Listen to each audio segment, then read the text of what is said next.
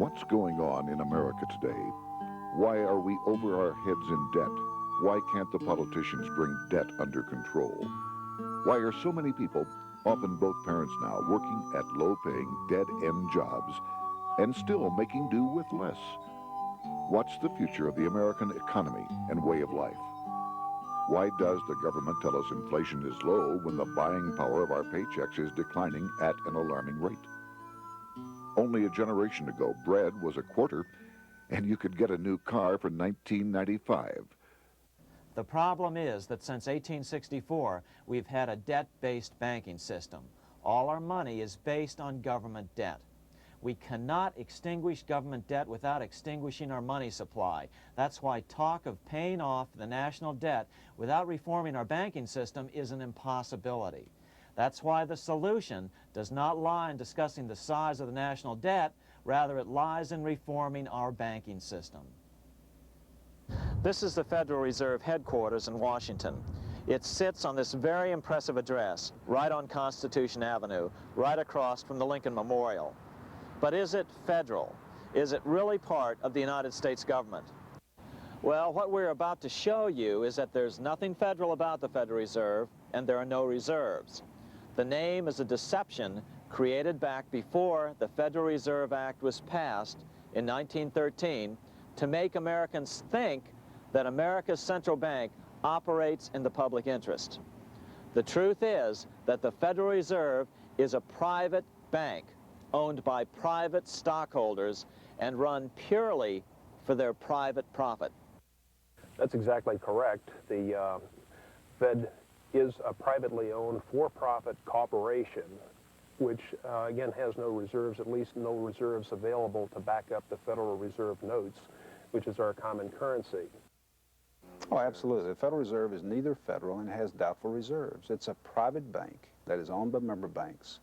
And it was chartered under the guise of deceit by an act of Congress in 1913. If there's still any doubt whether the Federal Reserve is a part of the U.S. government, check your local telephone book. In most cities, it is not listed in the blue government pages.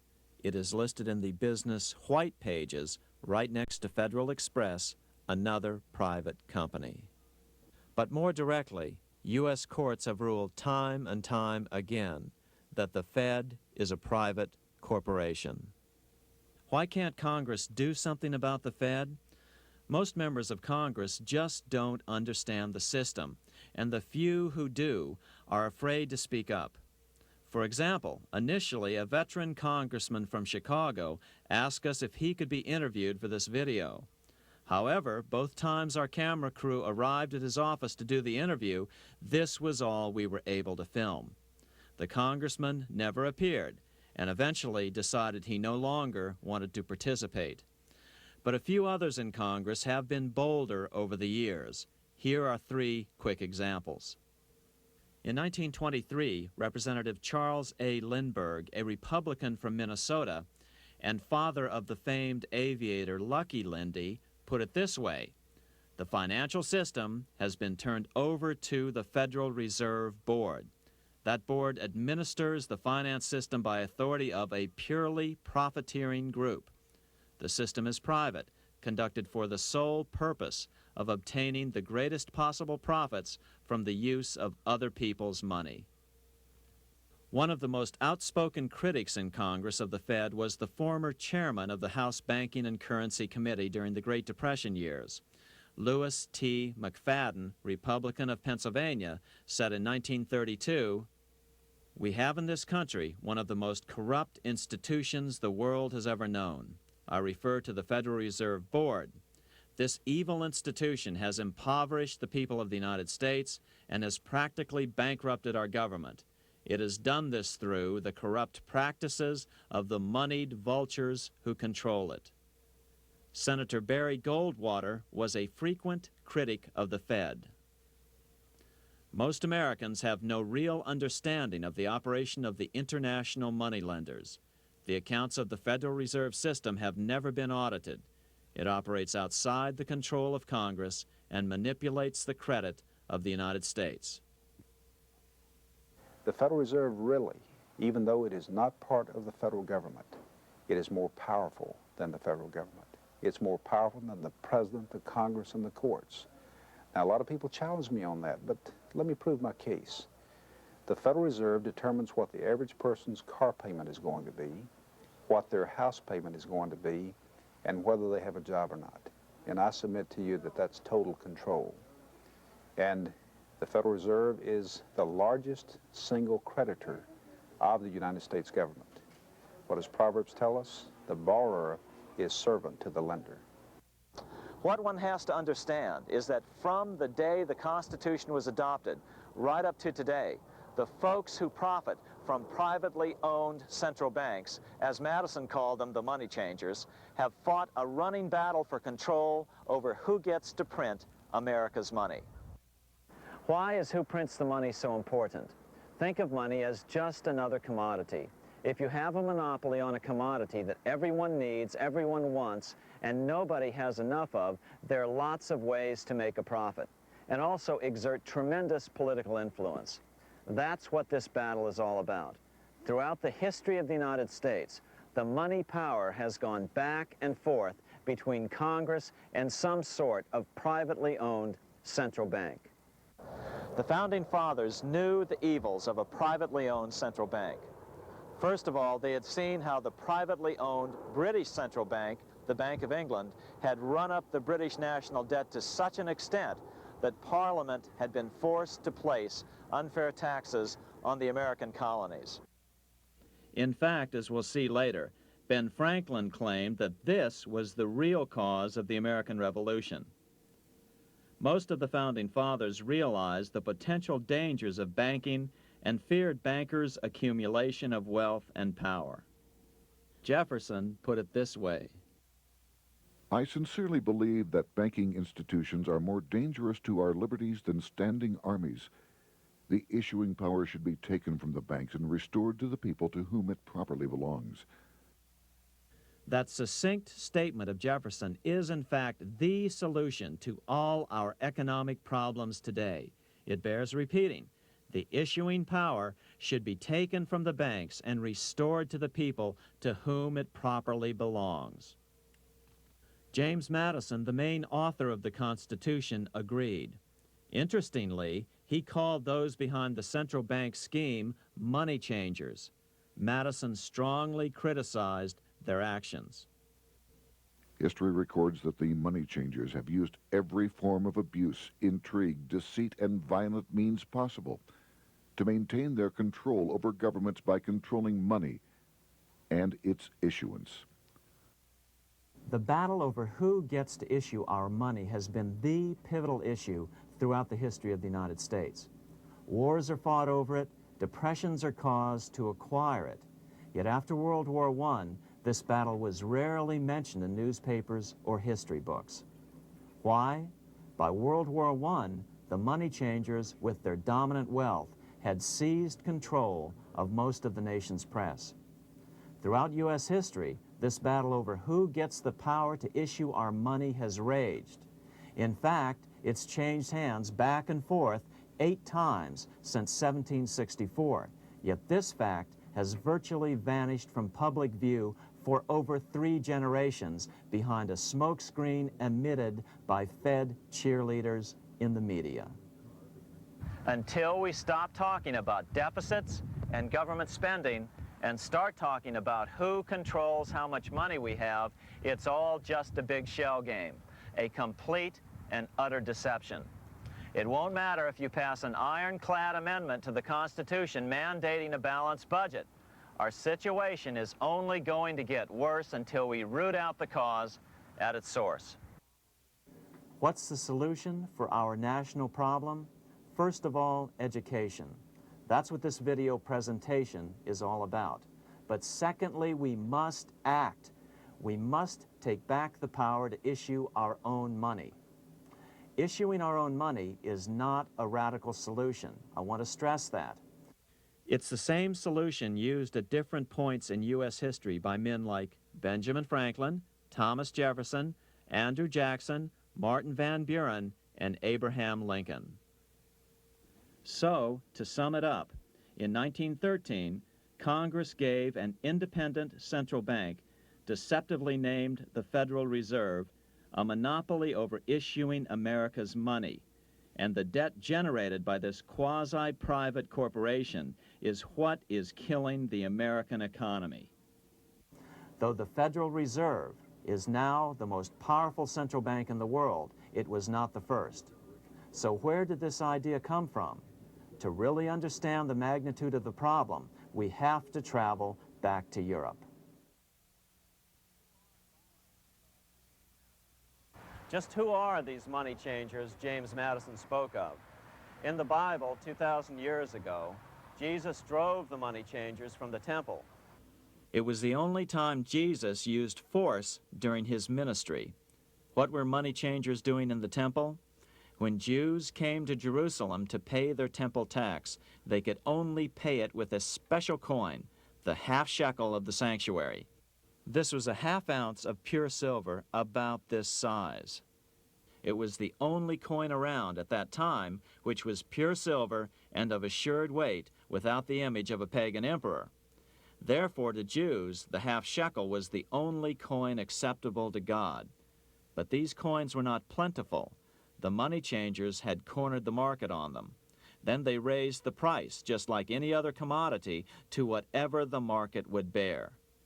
In other words, money changers were making exorbitant profits because they held a virtual monopoly on money.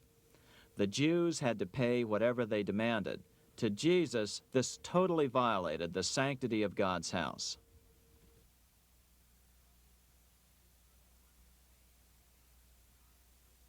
But the money-changing scam did not originate in Jesus' day. 200 years before Christ, Rome was having trouble with money changers. 2 early Roman emperors had tried to diminish the power of the money changers by reforming usury laws and limiting land ownership to 500 acres. They were both assassinated. In 48 BC, Julius Caesar took back the power to coin money from the money changers and minted coins for the benefit of all. With this new, plentiful supply of money, he built great public works projects. By making money plentiful, Caesar won the love of the common man. But the money changers hated him. Some believe this was an important factor in Caesar's assassination. One thing is for sure, with the death of Caesar came the demise of plentiful money in Rome. Taxes increased, as did corruption. Just as in the case of America today, usury and debased coin became the rule. Eventually, the Roman money supply was reduced by 90%. As a result, the common people lost their lands and their homes, just as is about to happen soon in America. With the demise of plentiful money, the masses lost confidence in the Roman government and refused to support it. Rome plunged into the gloom of the Dark Ages.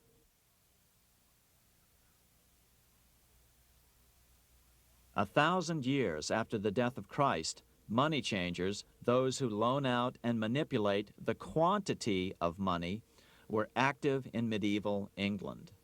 In fact, they were so active that acting together, they could manipulate the entire English economy. These were not bankers per se. The money changers generally were the goldsmiths. They were the first bankers because they started keeping other people's gold for safekeeping in their vaults. The first paper money was merely a receipt for gold left at the goldsmith. Paper money caught on because it was more convenient than carrying around a lot of heavy gold and silver coins. Eventually, goldsmiths noticed that only a small fraction of the depositors ever came in and demanded their gold at any one time. Goldsmiths started cheating on the system. They discovered that they could print more money than they had gold, and usually no one would be the wiser. Then they could loan out this extra money and collect interest on it. This was the birth of fractional reserve banking. That is, loaning out many times more money than you have assets on deposit. So, if $1,000 in gold were deposited with them, they could loan out about $10,000 in paper money and draw interest payments on it, and no one would ever discover the deception. By this means, goldsmiths gradually accumulated more and more wealth and used this wealth to accumulate more and more gold. Today, this practice of loaning out more money than there are reserves is known as fractional reserve banking. Every bank in the United States is allowed to loan out at least 10 times more money than they actually have. That's why they get rich on charging, let's say, 8% interest. It's not really 8% per year, which is their income. It's 80%. That's why bank buildings are always the largest in town. But does that mean that all interest or all banking should be illegal? Hardly. In the Middle Ages, canon law, the law of the Catholic Church, forbade charging interest on loans. This concept followed the teachings of Aristotle and St. Thomas Aquinas. They taught that the purpose of money was to serve the members of society, to facilitate the exchange of goods needed to lead a virtuous life. Interest, in their belief, hindered this purpose by putting an unnecessary burden on the use of money. In other words, interest was contrary to reason and justice. Reflecting church law in the Middle Ages, Europe forbade charging interest on loans and made it a crime called usury. As commerce grew, and therefore opportunities for investment arose in the late Middle Ages, it came to be recognized that to loan money had a cost for the lender, both in risk and in lost opportunity. So some charges were allowed, but not interest per se. But all moralists, no matter what religion, condemn fraud, oppression of the poor, and injustice as clearly immoral. As we will see, fractional reserve lending is rooted in a fraud, results in widespread poverty, and reduces the value of everyone else's money. The ancient goldsmiths discovered that extra profits could be made by rowing the economy between easy money and tight money. When they made money easier to borrow, then the amount of money in circulation expanded. Money was plentiful. People took out more loans to expand their businesses. But then the money changers would tighten the money supply. They would make loans more difficult to get. What would happen? Just what happens today. A certain percentage of people could not repay their previous loans and could not take out new loans to repay the old ones. Therefore, they went bankrupt and had to sell their assets to the goldsmiths for pennies on the dollar. The same thing is still going on today. Only today, we call this rowing of the economy up and down the business cycle. Like Julius Caesar, King Henry I of England finally resolved to take the money power away from the goldsmiths about 1100 AD. Henry could have used anything as money, seashells, feathers, or even yak dung, as is often done in remote Tibetan provinces. But he invented one of the most unusual money systems in history. It was called the tally stick system. Here I have one of the few surviving examples of this form of British money, which lasted 726 years until 1826, a tally stick. The tally system was adopted to avoid the monetary manipulation of the goldsmiths. Tally sticks were money fabricated out of sticks of polished wood. Notches were cut along one edge of the stick to indicate the denominations.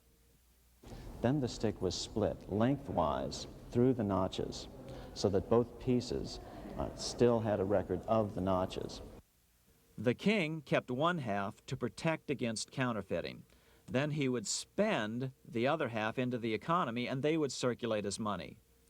This particular tally stick is huge. It represented 25,000 pounds.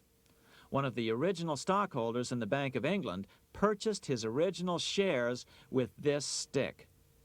In other words, he bought shares in the world's richest and most powerful corporation with a stick of wood.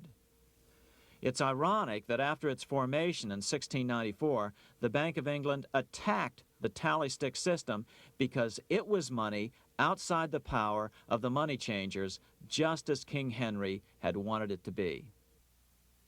Why do people accept sticks of wood for money? That's a great question. Throughout history, people traded anything they thought had value and used as money. You see, the secret is that money is only what people agree on to use as money. What's our paper money today? It's really just paper. But here's the trick. King Henry ordered that tally sticks had to be used to pay the king's taxes. This built-in demand for tally sticks immediately made them circulate and be accepted as money. And they worked well. In fact, no other form of money has worked so well for so long as tally sticks. Keep in mind, the British Empire was built under the tally stick system. The tally stick system succeeded despite the fact that the money changers constantly attacked it by offering the metal coin system as competition. In other words, metal coins never went completely out of circulation, but tally sticks hung on because they were good for the payment of taxes. Finally, in the 1500s, King Henry VIII relaxed the laws concerning usury, and the money changers wasted no time reasserting themselves. They quickly made their gold and silver money plentiful for a few decades. But when Queen Mary took the throne and tightened the usury laws again, the money changers renewed the hoarding of gold and silver coins, forcing the economy to plummet. When Queen Mary's sister, Queen Elizabeth I, took the throne, she was determined to regain control over English money. Her solution was to issue gold and silver coins from the public treasury and take the control over the money supply away from the money changers. Although control over money was not the only cause of the English Revolution in 1642, religious differences fueled the conflict. Monetary policy played a major role. Financed by the money changers, Oliver Cromwell finally overthrew King Charles, purged the Parliament, and put the king to death. The money changers were immediately allowed to consolidate their financial power. The result was that for the next 50 years, the money changers plunged Great Britain into a series of costly wars. They took over a square mile of property in the center of London, known as the City of London. This area today is still known as one of the 3 predominant financial centers of the world. Conflicts with the Stuart kings led the money changers in England to combine with those in the Netherlands to finance the invasion of William of Orange, who overthrew the Stuarts in 1688 and took the English throne.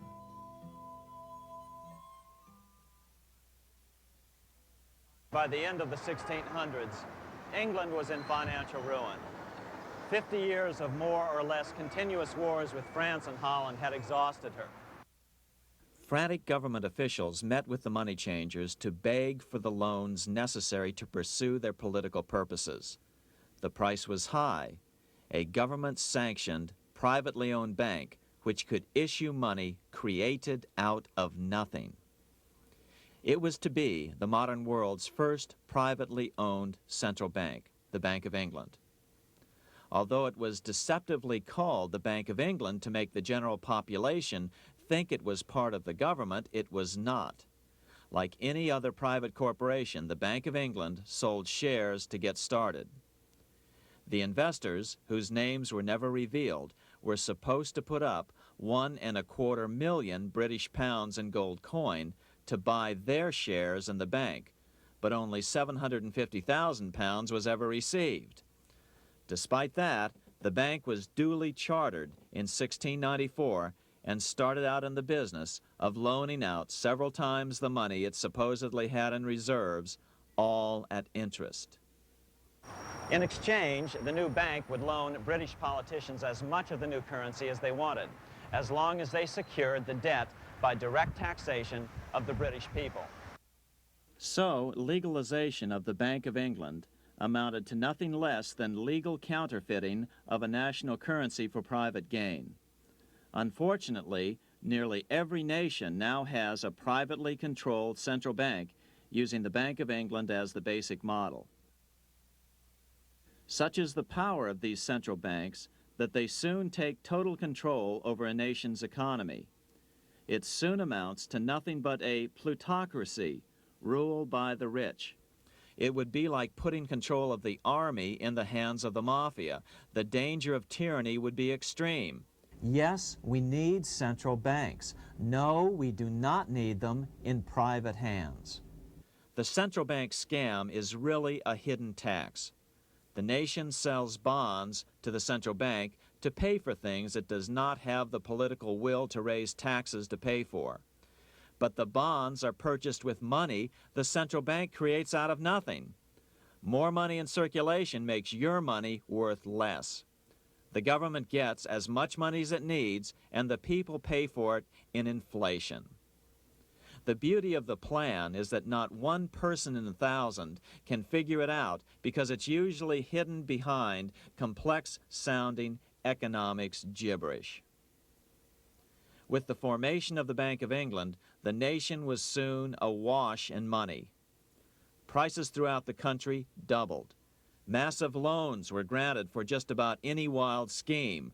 One venture proposed to drain the Red Sea to recover gold supposedly lost when the Egyptian army drowned pursuing Moses and the Israelites.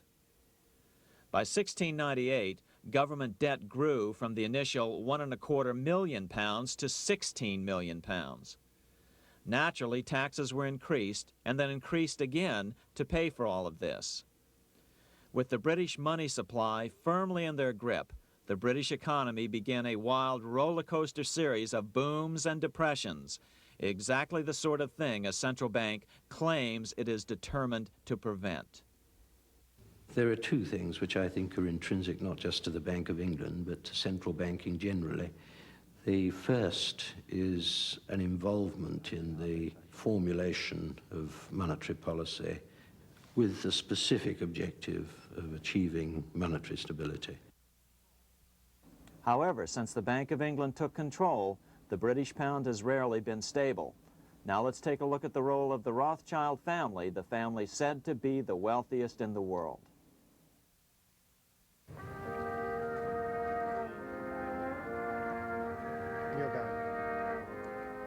This is Frankfurt, Germany. 50 years after the Bank of England opened its doors, a goldsmith named Amschel Moses Bauer opened a coin shop, a counting house, in 1743. And over the door, he placed a sign depicting a Roman eagle on a red shield.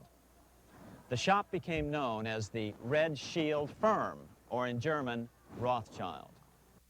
When his son, Amschel Meyer Bauer, inherited the business, he decided to change his name to Rothschild. Amschel soon learned that loaning money to governments and kings was more profitable than loaning to private individuals. Not only were the loans bigger, but they were secured by the nation's taxes. Mayer Rothschild had 5 sons. He trained them all in the skills of money creation, then sent them out to the major capitals of Europe to open branch offices of the family banking business.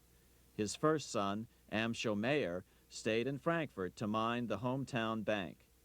His second son, Solomon, was sent to Vienna. His third son, Nathan, was clearly the most clever.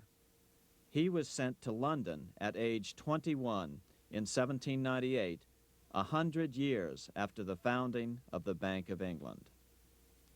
His fourth son, Karl, went to Naples, and his fifth son, Jacob, went to Paris. In 1785, Mayer Amschel moved his entire family to this larger house, a 5-story dwelling he shared with the Schiff family. This house was known as the Green Shield. The Rothschilds and the Schiffs would play a central role in the rest of European financial history and in that of the United States. The Rothschilds broke into dealings with European royalty here at Wilhelmshof, the palace of the wealthiest man in Germany. In fact, the wealthiest monarch in all Europe, Prince William of Hesse-Kassel. At first, the Rothschilds were only helping William speculate in precious coins. But when Napoleon chased Prince William into exile, he sent £550,000, a gigantic sum at that time, to Nathan Rothschild in London with instructions for him to buy consols, British government bonds, also called government stock. But Rothschild used the money for his own purposes. With Napoleon on the loose, the opportunities of wartime investments were nearly limitless. William returned here sometime prior to the Battle of Waterloo in 1815. He summoned Rothschild and demanded his money back. The Rothschilds returned William's money with the interest the British consuls would have paid him had the investment actually been made. But the Rothschilds kept all the past profits they had made using William's money. Nathan Rothschild later bragged that in the 17 years he'd been in England, he'd increased his original £20,000 stake given to him by his father by 2,500 times. By cooperating within the family, the Rothschilds soon grew unbelievably wealthy. By the mid-1800s, they dominated all European banking and were certainly the wealthiest family in the world. They financed Cecil Rhodes, making it possible for him to establish a monopoly over the diamond and gold fields of South Africa. In America, they financed the Harrimans and railroads, the Vanderbilts and railroads and the press, and Carnegie in the steel industry, among many others. In fact, during World War I, J.P. Morgan was thought to be the richest man in America. But after his death, it was discovered that he was actually only a lieutenant of the Rothschilds. Once Morgan's will was made public, it was discovered that he owned only 19% of J.P. Morgan companies.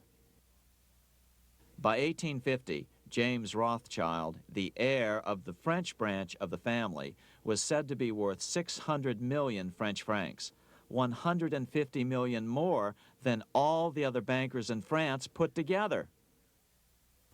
He built this mansion called Ferrier, just east of Paris. Wilhelm I, on seeing it, exclaimed, "Kings couldn't afford this. It could only belong to a Rothschild." Another 19th century French commentator put it this way: "There is but one power in Europe, and that is Rothschild." There is no evidence that their predominant standing in European or world finance has changed. Now let's take a look at the results the Bank of England had produced on the British economy and how that later was the root cause of the American Revolution.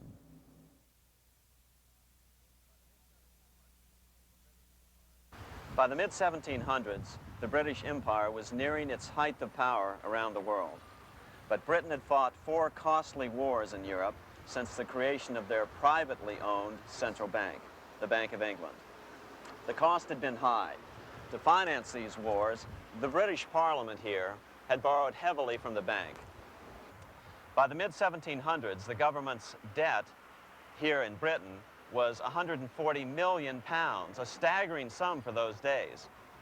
Consequently, the British government embarked on a program of trying to raise revenues from their American colonies in order to make their interest payments to the bank.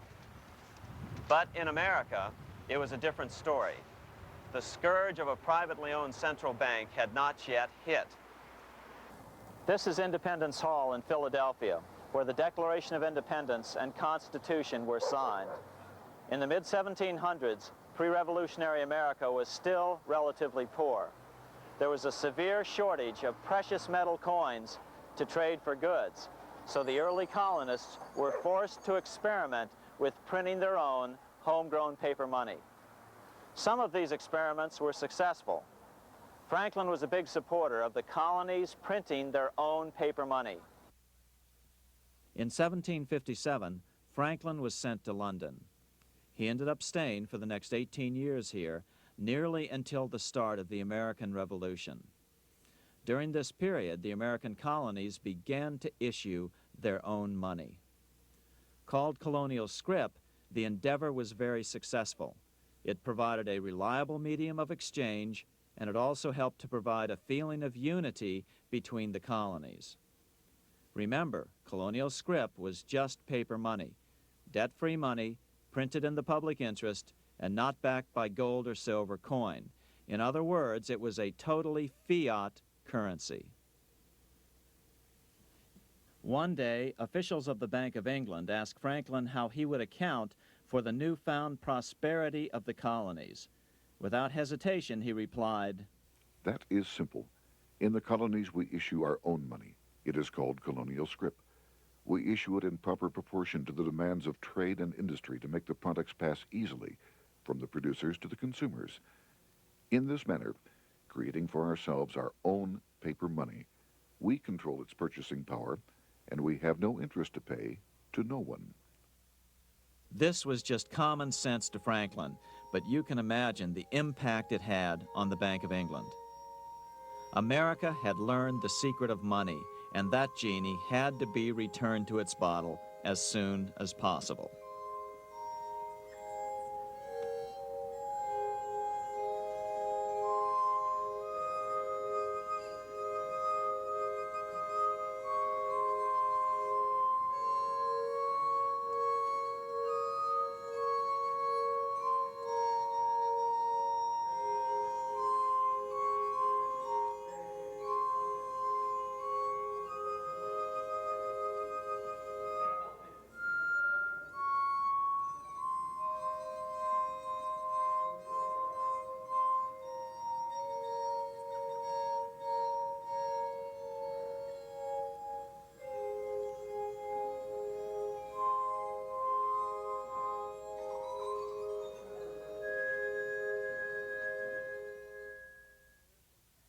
As a result, Parliament hurriedly passed the Currency Act of 1764.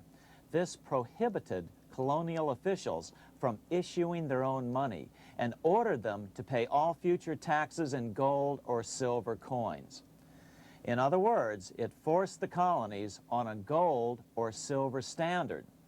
For those who still believe that a gold standard is the answer for America's current monetary problems, look what happened to America after that. Writing in his autobiography, Franklin said, "In 1 year, the conditions were so reversed that the era of prosperity ended and a depression set in to such an extent that the streets of the colonies were filled with unemployed." Franklin claims that this was even the basic cause for the American Revolution. As Franklin put it in his autobiography, The colonies would gladly have borne a little tax on tea and other matters had it not been that England took away from the colonies their money, which created unemployment and dissatisfaction. The inability of the colonists to get the power to issue their own money permanently out of the hands of George III and the international bankers was the prime reason for the Revolutionary War. by the time the first shots were fired in Lexington, Massachusetts, on April 19, 1775, the colonies had been drained of gold and silver coin by British taxation. As a result, the Continental government had no choice but to print money to finance the war. At the start of the Revolution, the U.S. money supply stood at $12 million. By the end of the war, it was nearly $500 million. As a result, the currency was virtually worthless. Shoes sold for $5,000 a pair. Colonial scrip had worked because just enough was issued to facilitate trade. As George Washington lamented, a wagon load of money will scarcely purchase a wagon load of provisions. Today, those who support a gold-backed currency point to this period during the Revolution to demonstrate the evils of a fiat currency. But remember, the same currency had worked so well 20 years earlier during times of peace that the Bank of England had Parliament outlaw it. Towards the end of the Revolution, the Continental Congress, meeting here at Independence Hall, grew desperate for money. In 1781, they allowed Robert Morris, their financial superintendent, to open a privately owned central bank. Incidentally, Morris was a wealthy man who had grown wealthier during the Revolution by trading in war materials. Called the Bank of North America, the new bank was closely modeled after the Bank of England. It was allowed to practice fractional reserve banking. That is, it could lend out money it didn't have, then charge interest on it. If you or I were to do that, we would be charged with fraud, a felony. The bank's charter called for private investors to put up $400,000 worth of initial capital. But when Morris was unable to raise the money, he brazenly used his political influence to have gold deposited in the bank, which had been loaned to America by France. He then loaned this money to himself and his friends to reinvest in shares of the bank. And, like the Bank of England, the bank was given a monopoly over the national currency. Soon the dangers became clear. The value of American currency continued to plummet. So, 4 years later, in 1785, the bank's charter was not renewed. The leader of the effort to kill the bank, William Findley of Pennsylvania, explained the problem this way, quote, "This institution, having no principle but that of avarice, will never be varied in its object, to engross all the wealth, power, and influence of the state."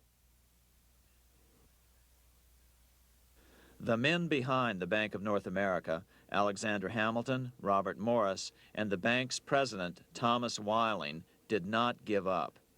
Only 6 years later, Hamilton, then Secretary of the Treasury, and his mentor, Morris, rammed a new privately owned central bank through the new Congress. Called the first bank of the United States, Thomas Whiling again served as the bank's president. The players were the same, only the name of the bank was changed.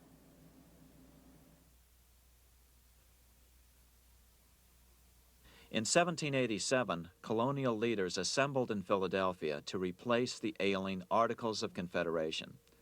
As we saw earlier, both Thomas Jefferson and James Madison were unalterably opposed to a privately owned central bank. They had seen the problems caused by the Bank of England. They wanted nothing of it. As Jefferson later put it, "If the American people ever allow private banks to control the issue of their currency, first by inflation, then by deflation, the banks and the corporations which grow up around them will deprive the people of all property until their children wake up homeless on the continent their fathers conquered." During the debate over the future monetary system, another one of the founding fathers, Gouverneur Morris, castigated the motivations of the owners of the Bank of North America. Gouverneur Morris headed the committee that wrote the final draft of the Constitution. Morris knew the motivations of the bank well. Along with his old boss, Robert Morris, Gouverneur Morris and Alexander Hamilton were the ones who had presented the original plan for the Bank of North America to the Continental Congress in the last year of the Revolution. In a letter he wrote to James Madison on July 2nd, 1787, Gouverneur Morris revealed what was really going on. "The rich will strive to establish their dominion and enslave the rest. They always did. They always will. They will have the same effect here as elsewhere if we do not, by the power of government, keep them in their proper spheres." Despite the defection of Gouverneur Morris from the ranks of the bank, Hamilton, Robert Morris, Thomas Whiling, and their European backers were not about to give up. They convinced the bulk of the delegates to the Constitutional Convention to not give Congress the power to issue paper money. Most of the delegates were still reeling from the wild inflation of the paper currency during the Revolution. They had forgotten how well colonial scrip had worked before the war. But the Bank of England had not. The money changers could not stand to have America printing her own money again. So the Constitution is silent on the matter. This grievous defect left the door wide open for the money changers, just as they had planned.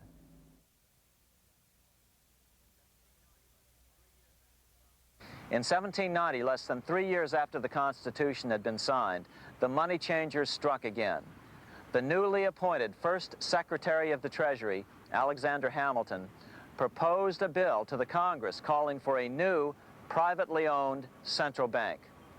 Coincidentally, that was the very year that Amschel Rothschild made his pronouncement from his flagship bank in Frankfurt. Let me issue and control a nation's money, and I care not who writes the laws. Alexander Hamilton was a tool of the international bankers, and he wanted to create the U.S. Bank, the BUS, or the Bank of the United States, and did so. Interestingly, one of Hamilton's first jobs after graduating from law school in 1782 was as an aide to Robert Morris, the head of the Bank of North America. In fact, the year before, Hamilton had written Morris a letter saying, "A national debt, if it is not excessive, will be to us a national blessing." A blessing to whom? After a year of intense debate, in 1791, Congress passed the bill and gave it a 20-year charter. The new bank was to be called the First Bank of the United States, or BUS. Here we are in front of the First Bank of the United States in Philadelphia. The bank was given a monopoly on printing U.S. currency, even though 80% of its stock would be held by private investors. The other 20% would be purchased by the U.S. government. But the reason was not to give the government a piece of the action. It was to provide the capital for the other 80% owners.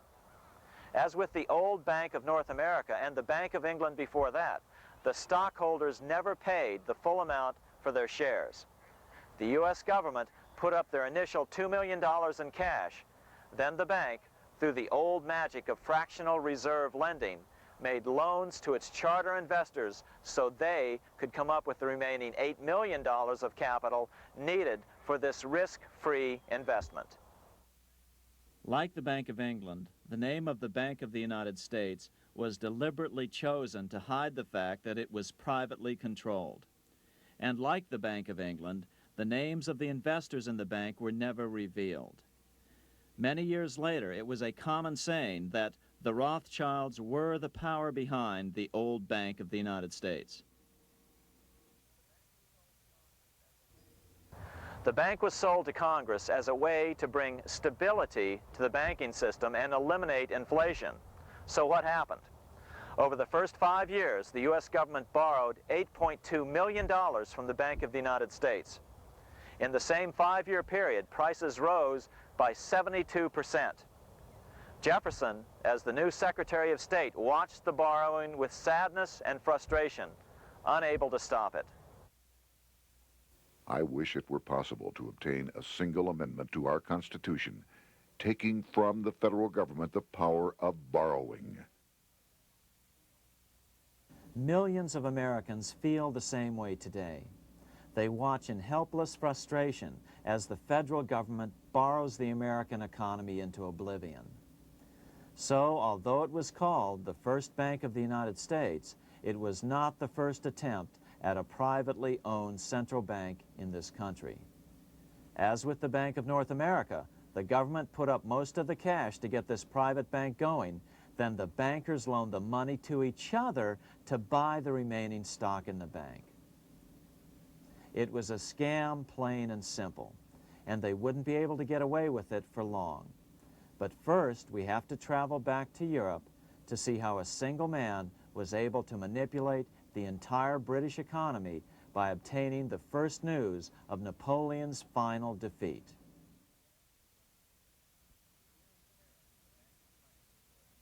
Here in Paris, the Bank of France was organized in 1800, just like the Bank of England. But Napoleon decided France had to break free of debt, and he never trusted the Bank of France. He declared that when a government is dependent upon bankers for money, the bankers, not the leaders of the government, are in control.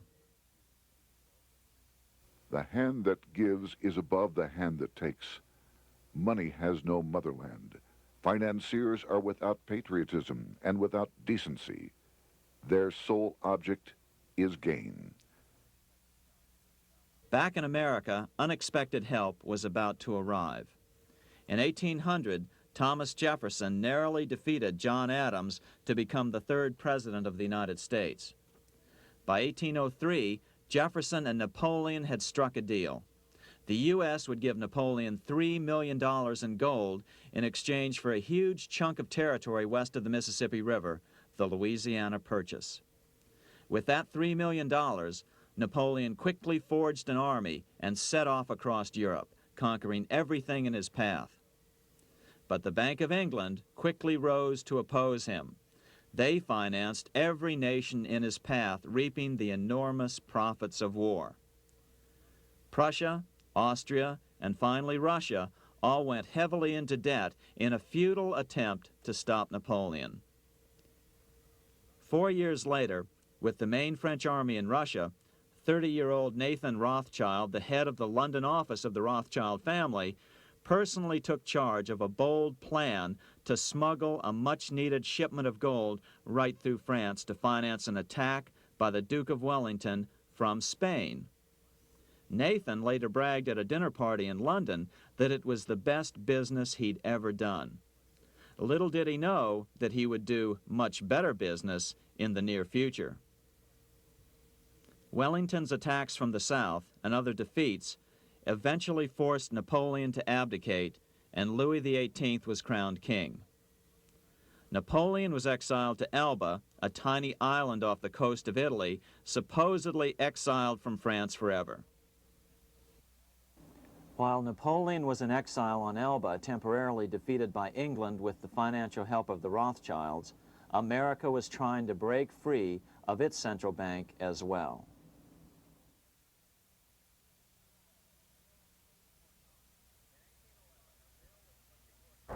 In 1811, a bill was put before Congress to renew the charter of the Bank of the United States. The debate grew very heated, and the legislatures of both Pennsylvania and Virginia passed resolutions asking Congress to kill the bank. The press corps of the day attacked the bank openly, calling it a great swindle, a vulture, a viper, and a cobra. Oh, to have an independent press once again in America. A congressman named P.B. Porter attacked the bank from the floor of Congress, saying if the bank's charter was renewed, Congress, quote, will have planted in the bosom of this Constitution a viper, which one day or another will sting the liberties of this country to the heart, close quote. Prospects didn't look that good for the bank. Some writers have even claimed that Nathan Rothschild warned that the United States would find itself involved in a most disastrous war if the bank's charter were not renewed. But it wasn't enough. When the smoke had cleared, the renewal bill was defeated by a single vote in the House and was deadlocked in the Senate. By now, America's fourth president, James Madison, was in the White House. Remember, Madison was a staunch opponent of the bank. His vice president, George Clinton, broke a tie in the Senate and sent the bank into oblivion. Within 5 months, England attacked the U.S., and the War of 1812 was on. But the British were still busy fighting Napoleon, and so the War of 1812 ended in a draw in 1814. Though the money changers were temporarily down, they were far from out. It would take them only another 2 years to bring back their bank bigger and stronger than ever.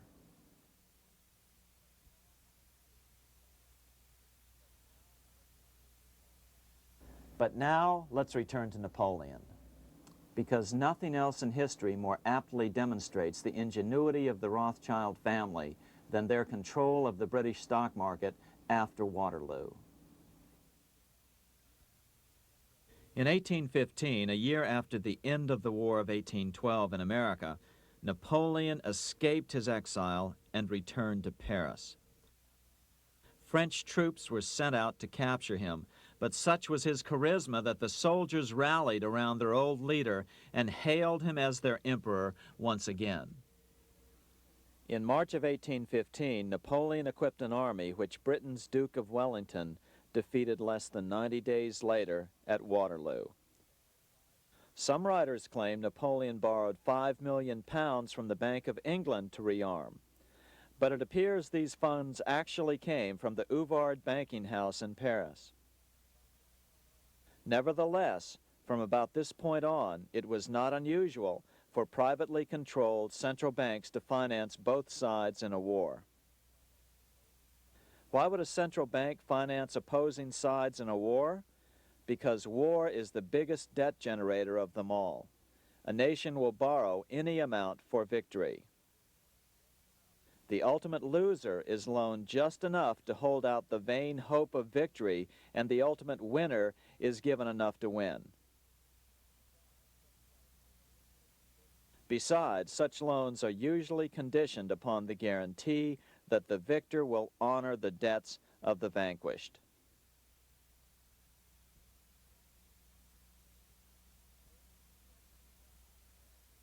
This is the Waterloo battlefield about 200 miles northeast of Paris in what today is Belgium. Here Napoleon suffered his final defeat, but not before thousands of French and Englishmen gave their lives on a steamy summer day in July of 1815. Right over there, on June 18, 1815, 74,000 French troops met 67,000 troops from Britain and other European nations. The outcome was certainly in doubt. In fact, had Napoleon attacked a few hours earlier, he would probably have won the battle. But no matter who won or lost, back in London, Nathan Rothschild planned to use the opportunity to try to seize control over the British stock and bond market and possibly even the Bank of England. Rothschild stationed a trusted agent, a man named Rothworth, on the north side of the battlefield, closer to the English Channel. Once the battle had been decided, Rothworth took off for the Channel. He delivered the news to Nathan Rothschild a full 24 hours before Wellington's own courier. Rothschild hurried to the stock market and took up his usual position in front of an ancient pillar. All eyes were on him. The Rothschilds had a legendary communications network. If Wellington had been defeated and Napoleon was loose on the continent again, Britain's financial situation would become grave indeed.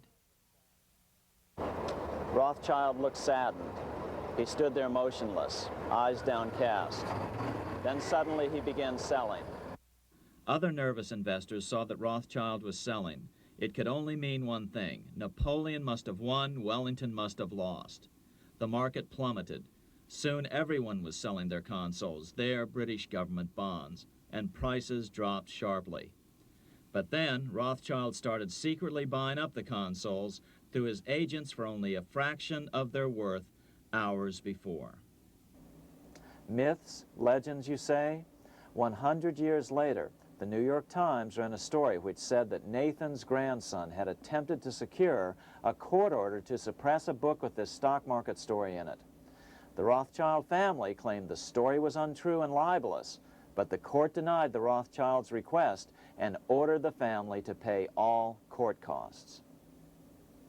What's even more interesting about this story is that some authors claim that the day after the Battle of Waterloo, in a matter of hours, Nathan Rothschild came to dominate not only the bond market, but the Bank of England as well. Whether or not the Rothschild family seized control of the Bank of England, the first privately owned central bank in a major European nation and the wealthiest, one thing is certain. By the mid-1800s, the Rothschilds were the richest family in the world, bar none. They dominated the new government bond markets and branched into other banks and industrial concerns.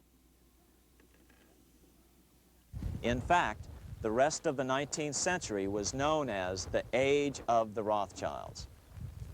Despite this overwhelming wealth, the family has generally cultivated an aura of invisibility.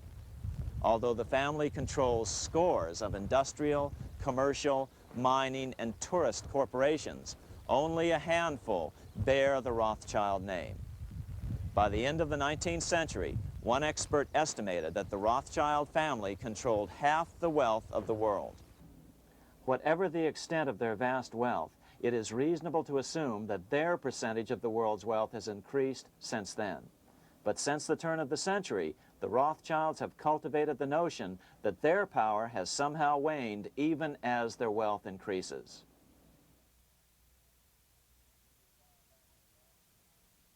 Meanwhile, back in Washington in 1816, just 1 year after Waterloo and Rothschild's alleged takeover of the Bank of England, the American Congress passed a bill permitting yet another privately owned central bank.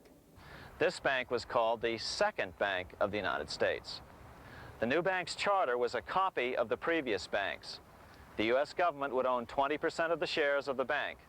Of course, the federal share was paid by the Treasury up front into the bank's coffers. Then, through the magic of fractional reserve lending, it was transformed into loans to private investors who then bought the remaining 80% of the shares. Just as before, the primary stockholders remained a secret. But it is known that the largest block of shares, about 1/3 of the total, were sold to foreigners.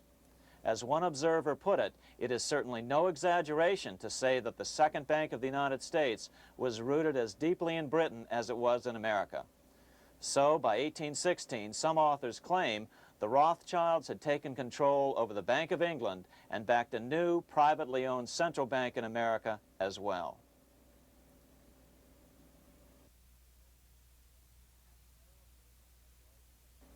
After 12 years of manipulations of the U.S. economy on the part of the Second Bank of the U.S., the American people had had just about enough. Opponents of the bank nominated a dignified senator from Tennessee, Andrew Jackson, the hero of the Battle of New Orleans, to run for president. This is his home, the Hermitage. No one gave Jackson a chance initially. The bank had long ago learned how the political process could be controlled with money. To the surprise and dismay of the money changers, Jackson was swept into office in 1828. Jackson was determined to kill the bank at the first opportunity and wasted no time in trying to do so. But the bank's 20-year charter didn't come up for renewal until 1836, the last year of his second term, if he could survive that long.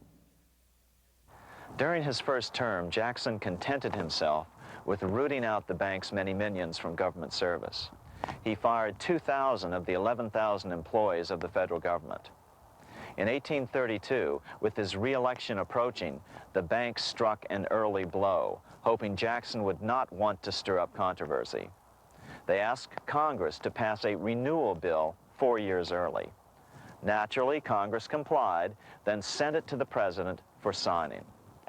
But Jackson weighed in with both feet. Old Hickory, never a coward, vetoed the bill. His veto message is one of the great American documents. It clearly lays out the responsibility of the American government towards its citizens, rich and poor. It is not our own citizens only who are to receive the bounty of our government. More than 8 millions of the stock of this bank are held by foreigners. Is there no danger to our liberty and independence in a bank that in its nature has so little to bind it to our country? Controlling our currency, receiving our public monies, and holding thousands of our citizens' independence would be more formidable and dangerous than a military power of the enemy. If government would confine itself to equal protection and, as heaven does its rains, shower its favor alike on the high and the low, the rich and the poor, it would be an unqualified blessing. In the act before me, there seems to be a wide and unnecessary departure from these just principles. Later that year, in July 1832, Congress was unable to override Jackson's veto. Now Jackson had to stand for re-election. Jackson took his argument directly to the people.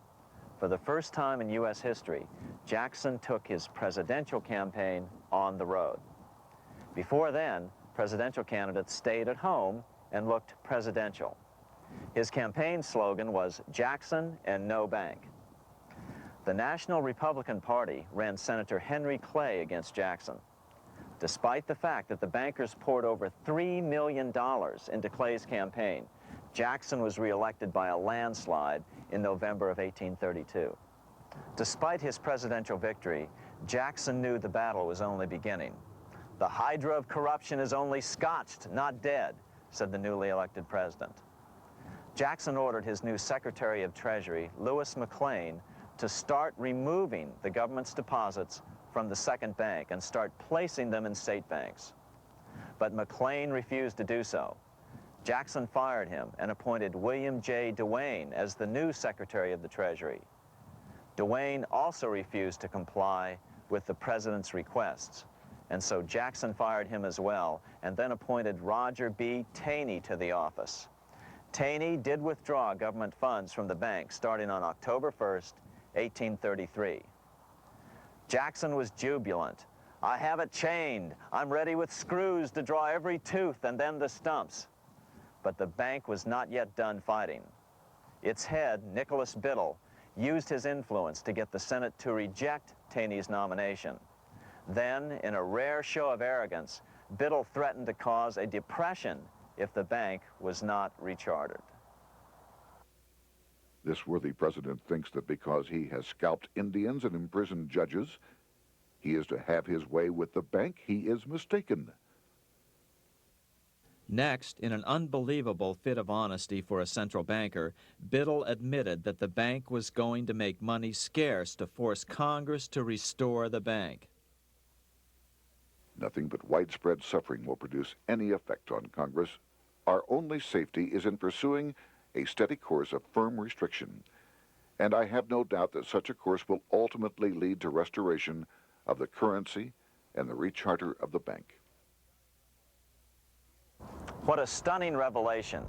Here was the pure truth, revealed with shocking clarity. Biddle intended to use the money contraction power of the bank to cause a massive depression until America gave in. Unfortunately, this has happened time and time again throughout U.S. history and is about to happen again in today's world. Nicholas Biddle made good on his threat. The bank sharply contracted the money supply by calling in old loans and refusing to extend new ones. A financial panic ensued, followed by a deep depression. Naturally, Biddle blamed Jackson for the crash, saying that it was caused by the withdrawal of federal funds from the bank. Unfortunately, his plan worked well. Wages and prices sagged. Unemployment soared along with business bankruptcies. The nation quickly went into an uproar. Newspaper editors blasted Jackson in editorials. The bank threatened to withhold payments, which then could be made directly to key politicians for their support. Within only months, Congress assembled in what was called the panic session. 6 months after he had withdrawn funds from the bank, Jackson was officially censured by a resolution which passed the Senate by a vote of 26 to 20. It was the first time a president had ever been censured by Congress. Jackson lashed out at the bank. "You are a den of vipers. I intend to rout you out, and by eternal God, I will rout you out." America's fate teetered on a knife edge. If Congress could muster enough votes to override Jackson's veto, the bank would be granted another 20-year monopoly or more over America's money, time enough to consolidate its already great power. Then a miracle occurred. The governor of Pennsylvania came out supporting President Jackson and strongly criticized the bank. On top of that, Biddle had been caught boasting in public about the bank's plan to crash the economy. Suddenly, the tide shifted. In April of 1834, the House of Representatives voted 134 to 82 against rechartering the bank. This was followed up by an even more lopsided vote to establish a special committee to investigate whether the bank had caused the crash. When the investigating committee arrived at the bank's door in Philadelphia, armed with a subpoena to examine the books, Biddle refused to give them up. Nor would he allow inspection of correspondence with congressmen relating to their personal loans and advances he'd made to them. He also refused to testify before the committee back in Washington. On January 8th, 1835, Jackson paid off the final installment on the national debt, which had been necessitated by allowing the banks to issue currency for government bonds rather than simply issuing treasury notes without such debt. He was the only president to ever pay off the debt. A few weeks later, on January 30th, 1835, an assassin by the name of Richard Lawrence tried to shoot President Jackson, but by the grace of God, both pistols misfired. Lawrence was later found not guilty by reason of insanity.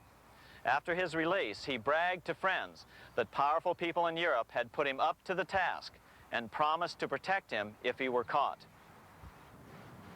The following year, when its charter ran out, the Second Bank of the United States ceased functioning as the nation's central bank. Biddle was later arrested and charged with fraud. He was tried and acquitted, but died shortly thereafter while still tied up in civil suits. After his second term as president, Jackson retired here to the Hermitage outside of Nashville to live out his life. He is still remembered here for his determination to kill the bank. In fact, he killed it so well that it took the money changers 77 years to undo the damage. When asked what his most important accomplishment had been, Jackson replied, "I killed the bank." Unfortunately, even Jackson failed to grasp the entire picture and its root cause. Although Jackson had killed the central bank, the most insidious weapon of the money changers, fractional reserve banking, remained in use by the numerous state-chartered banks. This fueled economic instability in the years before the Civil War. Still, the central bankers were out, and as a result, America thrived as it expanded westward. During this time, the principal money changers struggled to regain their lost centralized power, but to no avail. Then, finally, they reverted to the old central bankers' formula: war to create debt and dependency. If they couldn't get their central bank any other way, America could be brought to its knees by plunging it into a civil war, just as they had done in 1812 after the first Bank of the United States was not rechartered. 1 month after the inauguration of Abraham Lincoln, the first shots of the American Civil War were fired here at Fort Sumter, South Carolina, on April 12, 1861. Certainly slavery was a cause for the Civil War, but not the primary cause. Lincoln knew that the economy of the South depended upon slavery, and so before the Civil War, he had no intention of eliminating it. Lincoln had put it this way in his inaugural address only 1 month earlier. I have no purpose, directly or indirectly, to interfere with the institution of slavery in the states where it now exists. I believe I have no lawful right to do so, and I have no inclination to do so. Even after the first shots were fired here at Fort Sumter, Lincoln continued to insist that the Civil War was not about the issue of slavery. My paramount objective is to save the Union, and it is not either to save or destroy slavery. If I could save the Union without freeing any slave, I would do it. So what was the Civil War all about? There were many factors at play. Northern industrialists had used protective tariffs to prevent the southern states from buying cheaper European goods. Europe retaliated by stopping cotton imports from the South. The southern states were in a double financial bind. They were forced to pay more for most of the necessities of life while their income from cotton exports plummeted. The South was angry. But there were other factors at work. The money changers were still stung by America's withdrawal from their control 25 years earlier. Since then, America's wildcat economy had made the nation rich, a bad example for the rest of the world. The central bankers now saw an opportunity to split the rich new nation, to divide and conquer by war. Was this just some sort of wild conspiracy theory at the time? Well, let's take a look at what a well-placed observer of the scene had to say at the time. His name was Otto von Bismarck, Chancellor of Germany, the man who united the German states a few years later. The division of the United States into federations of equal force was decided long before the Civil War by the high financial powers of Europe. These bankers were afraid that the United States, if they remained as one bloc and as one nation, would attain economic and financial independence which would upset their financial domination over the world. Within months after the first shots here at Fort Sumter, the central bankers loaned Napoleon III of France, the nephew of the Waterloo Napoleon, 210 million francs to seize Mexico and station troops along the southern border of the U.S., taking advantage of their war to violate the Monroe Doctrine and return Mexico to colonial rule. No matter what the outcome of the Civil War, a weakened America, heavily indebted to the money changers, would open up Central and South America once again to European colonization and domination. The very thing America's Monroe Doctrine had forbade in 1823. At the same time, Great Britain moved 11,000 troops into Canada and positioned them menacingly along America's northern border. The British fleet went to war alert should their quick intervention be called for. Lincoln knew he was in a double bind. That's why he agonized over the fate of the Union. There was a lot more to it than just differences between the North and the South. That's why his emphasis was always on union and not merely the defeat of the South. But Lincoln needed money to win. In 1861, Lincoln and his Secretary of Treasury, Salmon P. Chase, went to New York to apply for the necessary loans. The money changers, anxious to see the Union fail, offered loans at 24 to 36% interest. Lincoln said thanks, but no thanks, and returned to Washington. Lincoln sent for an old friend, Colonel Dick Taylor of Chicago, and put him on the problem of financing the war.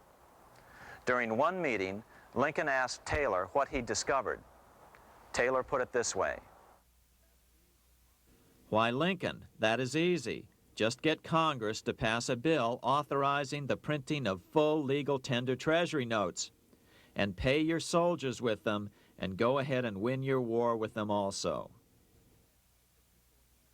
When Lincoln asked if the people of the United States would accept the notes, Taylor said, "The people or anyone else will not have any choice in the matter if you make them full legal tender. They will have the full sanction of the government and be just as good as any money, as Congress is given that express right by the Constitution." So that's exactly what Lincoln did. In 1862-63, he printed up $450 million worth of the new bills. In order to distinguish them from other banknotes in circulation, he printed them in green ink on the back side. That's why the notes were called greenbacks. With this new money, Lincoln paid the troops and bought their supplies. During the course of the war, nearly $450 million worth of greenbacks were printed at no interest to the federal government. Lincoln understood who was really pulling the strings and what was at stake for the American people. This is how he explained his rationale. The government should create, issue, and circulate all the currency and credit needed to satisfy the spending power of the government and the buying power of consumers.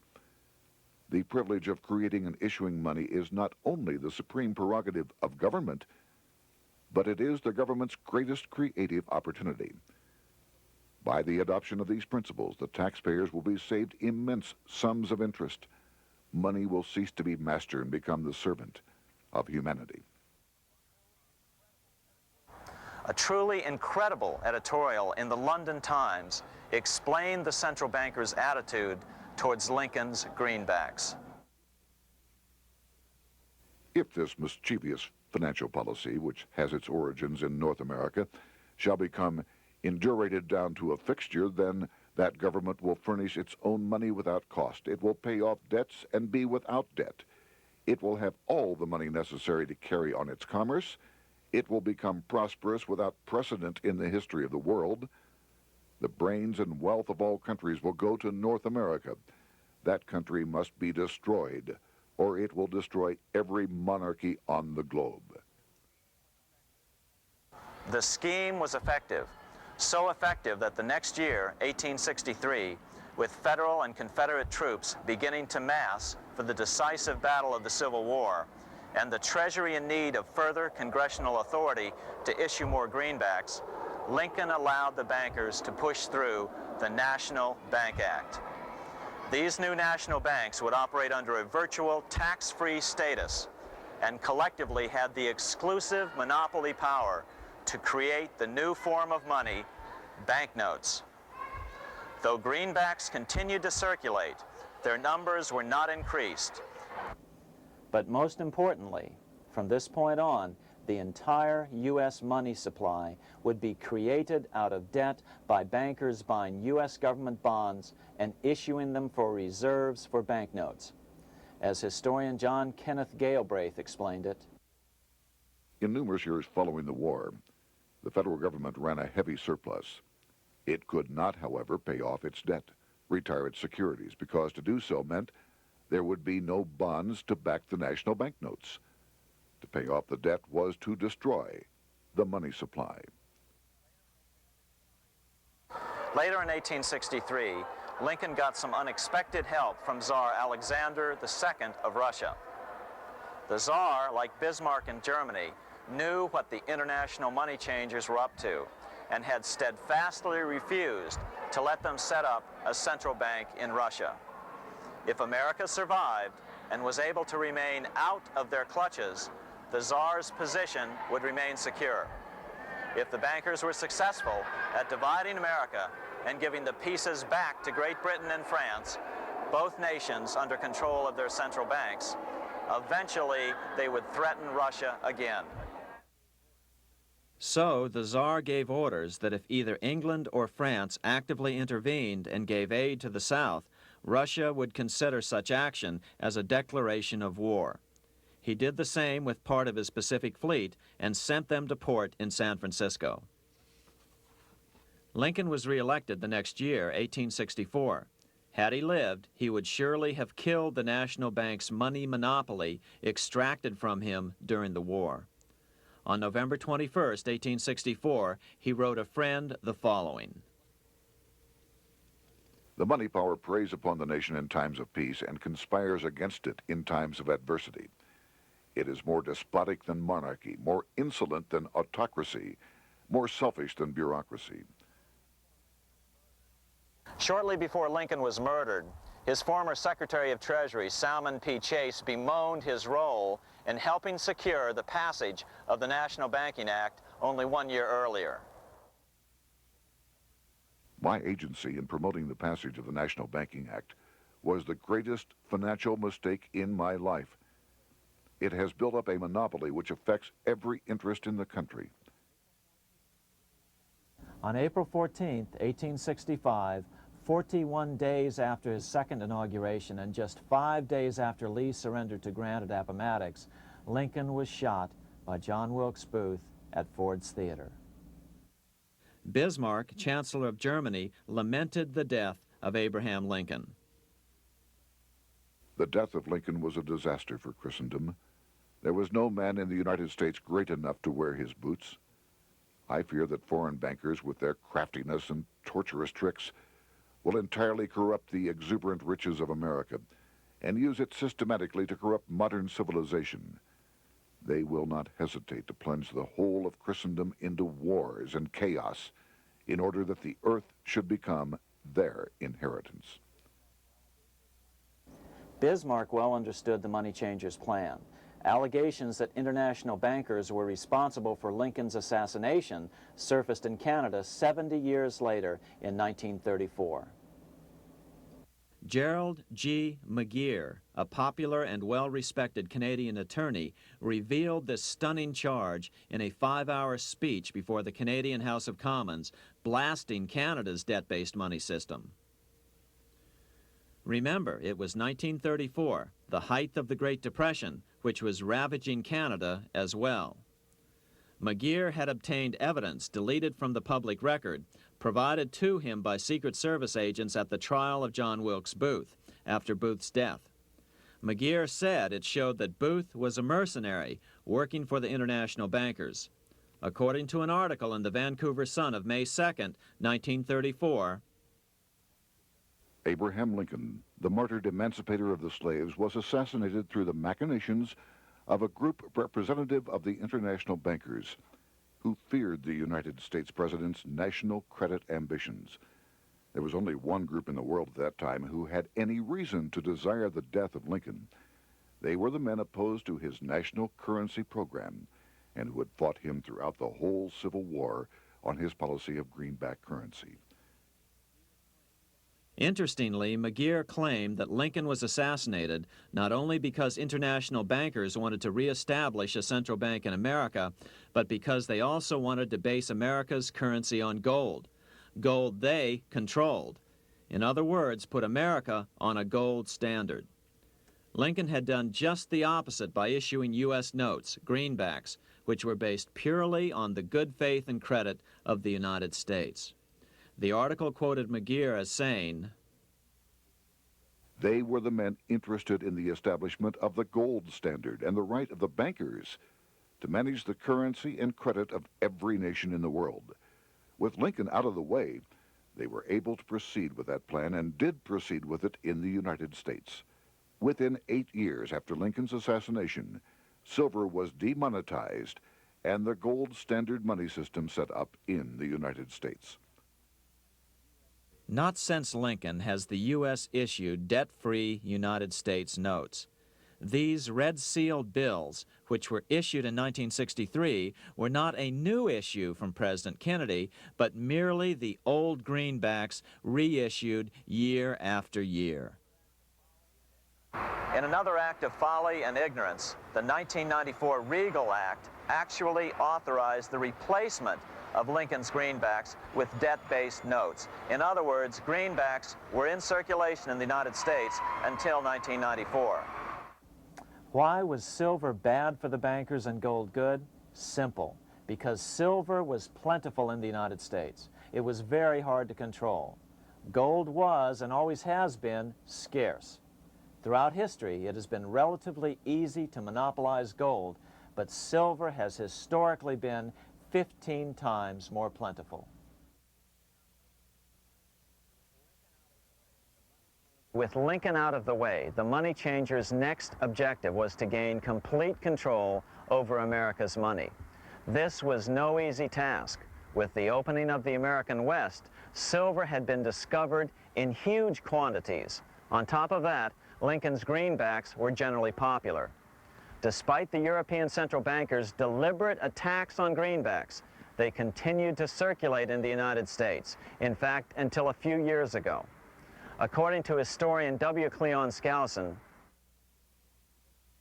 right after the Civil War, there was considerable talk about reviving Lincoln's brief experiment with the constitutional monetary system. Had not the European Money Trust intervened, it would have no doubt become an established institution.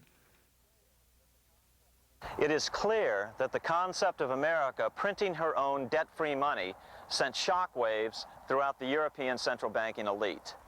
They watched with horror as Americans clamored for more greenbacks. They may have killed Lincoln, but support for his monetary ideas grew. On April 12, 1866, nearly 1 year to the day of Lincoln's assassination, Congress went to work at the bidding of the European central banking interests. It passed the Contraction Act, authorizing the Secretary of the Treasury to begin to retire some of the greenbacks in circulation and thereby contract the money supply. Authors Theodore R. Thorin and Richard F. Warner explained the results of the money contraction in their classic book on the subject, The Truth in Money Book. The hard times which occurred after the Civil War could have been avoided if the greenback legislation had continued as President Lincoln had intended. Instead, there were a series of money panics, what we call recessions, which put pressure on Congress to enact legislation to place the banking system under centralized control. Eventually, the Federal Reserve Act was passed on December 23, 1913. In other words, the money changers wanted two things: the reinstitution of a central bank under their exclusive control, and two, an American currency backed by gold. Their strategy was twofold. First of all, cause a series of panics to try to convince the American people that only centralized control of the money supply could provide economic stability. And secondly, remove so much money from the system that most Americans would be so desperately poor that they either wouldn't care or would be too weak to oppose the bankers. In 1866, there was $1.8 billion in currency in circulation in the United States, about $50.46 per capita. In 1867 alone, $500 million, $500 million, was removed from the U.S. money supply. 10 years later, in 1876, America's money supply was reduced to only $600 million. In other words, 2/3 of America's money had been called in by the bankers. Only $14.60 per capita remained in circulation. 10 years later, the money supply had been reduced to only $400 million, even though the population had boomed. The result was that only $6.67 per capita remained in circulation, a 760% loss in buying power over 20 years.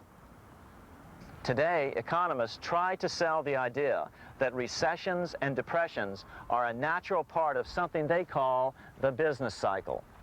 The truth is, our money supply is manipulated now just as it was before and after the Civil War. How did this happen? How did money become so scarce? Simple. Bank loans were called in and no new ones were given. In addition, silver coins were melted down. In 1872, a man named Ernest Sed was given 100,000 pounds, about $500,000, by the Bank of England and sent to America to bribe necessary congressmen to get silver demonetized. He was told that if that was not sufficient, to draw an additional 100,000 pounds or as much more as was necessary. The next year, Congress passed the Coinage Act of 1873, and the minting of silver dollars abruptly stopped. In fact, Representative Samuel Hooper, who introduced the bill in the House, acknowledged that Mr. Sed actually drafted the legislation. But it gets even worse than that. In 1874, Sed himself admitted who was behind the scheme. I went to America in the winter of 1872-73, authorized to secure, if I could, the passage of a bill demonetizing silver. It was in the interest of those I represented, the governors of the Bank of England, to have it done. By 1873, gold coins were the only form of coin money. But the contest over control of America's money was not yet over. Only 3 years later, in 1876, with 1/3 of America's workforce unemployed, the population was growing restless. People were clamoring for a return to the greenback money system of President Lincoln, or a return to silver money, anything that would make money more plentiful. That year, Congress created the United States Silver Commission to study the problem. Their report clearly blamed the monetary contraction on the national bankers. The report is interesting because it compares the deliberate money contraction by the national bankers after the Civil War to the fall of the Roman Empire. The disaster of the Dark Ages was caused by decreasing money and falling prices. Without money, civilization could not have had a beginning, and with a diminishing supply, it must languish and unless relieved, finally perish. At the Christian era, the metallic money of the Roman Empire amounted to $1,800,000,000. By the end of the 15th century, it had shrunk to less than $200 million. History records no other such disastrous transition as that from the Roman Empire to the Dark Ages.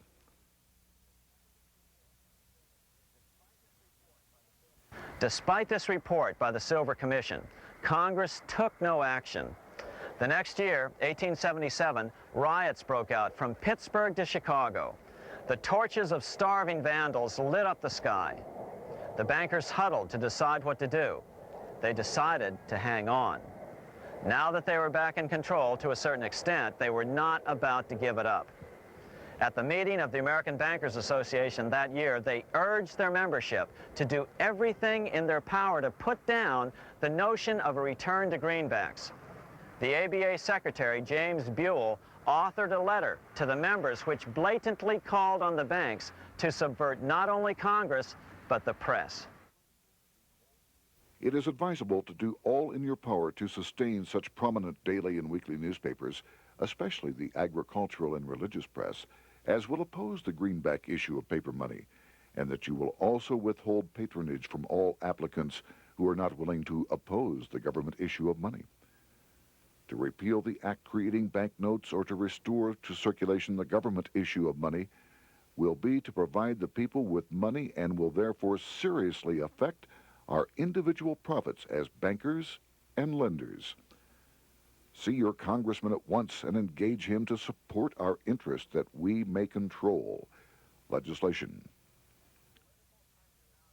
As political pressure mounted in Congress for change, the press tried to turn the American people away from the truth. The New York Tribune put it this way on January 10th, 1878. "The capital of the country is organized at last, and we will see whether Congress will dare to fly in its face." But it didn't work entirely.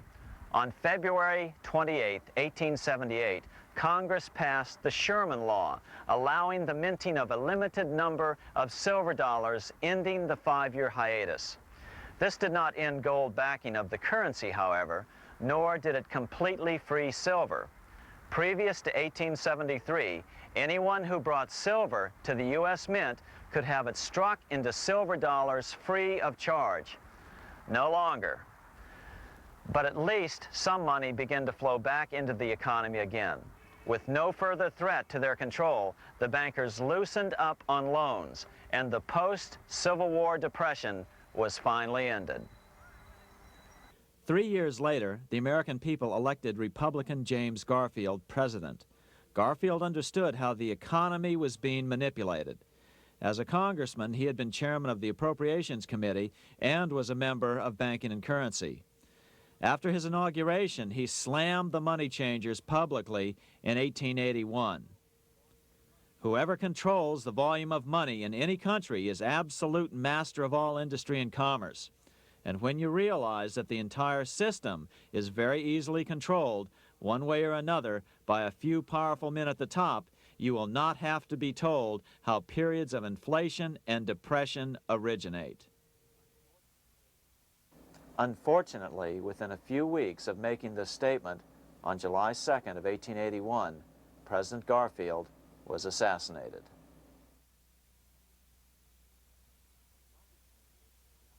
The money changers were gathering strength fast. They began a periodic fleecing of the flock, as they called it, by creating economic booms followed by further depressions so they could buy up thousands of homes and farms for pennies on the dollar. In 1891, the money changers prepared to take the American economy down again, and their methods and motives were laid out with shocking clarity in a memo sent out by the American Bankers Association, the ABA, an organization in which most bankers were members. Notice that this memo called for bankers to create a depression on a certain date 3 years in the future. According to the Congressional Record, here's how it read in part. On September 1st, 1894, we will not renew our loans under any consideration. On September 1st, we will demand our money. We will foreclose and become mortgagees in possession. We can take 2/3 of the farms west of the Mississippi and thousands of them east of the Mississippi as well at our price. Then the farmers will become tenants, as in England. These depressions could be controlled because America was on the gold money standard. Since gold is scarce, it's one of the easiest commodities to manipulate. People wanted silver money legalized again so they could escape the stranglehold the money changers had on gold money. People wanted silver money reinstated, reversing Mr. Said's Act of 1873, by then called the Crime of '73. By 1896, the issue of more silver money had become the central issue in the presidential campaign. William Jennings Bryan, a senator from Nebraska, ran for president as a Democrat on the free silver issue. At the Democratic National Convention in Chicago, he made an emotional speech which won him the nomination entitled Crown of Thorns and Cross of Gold. Though Bryan was only 36 years old at the time, this speech is widely regarded as the most famous oration ever made before a political convention. In the dramatic conclusion, Bryan said, "We will answer their demand for a gold standard by saying to them, you shall not press down upon the brow of labor this crown of thorns. You shall not crucify mankind upon a cross of gold." The bankers lavishly supported the Republican candidate, William McKinley, who favored the gold standard. The resulting contest was amongst the most fiercely contested presidential races in American history. Bryan made over 600 speeches in 27 states.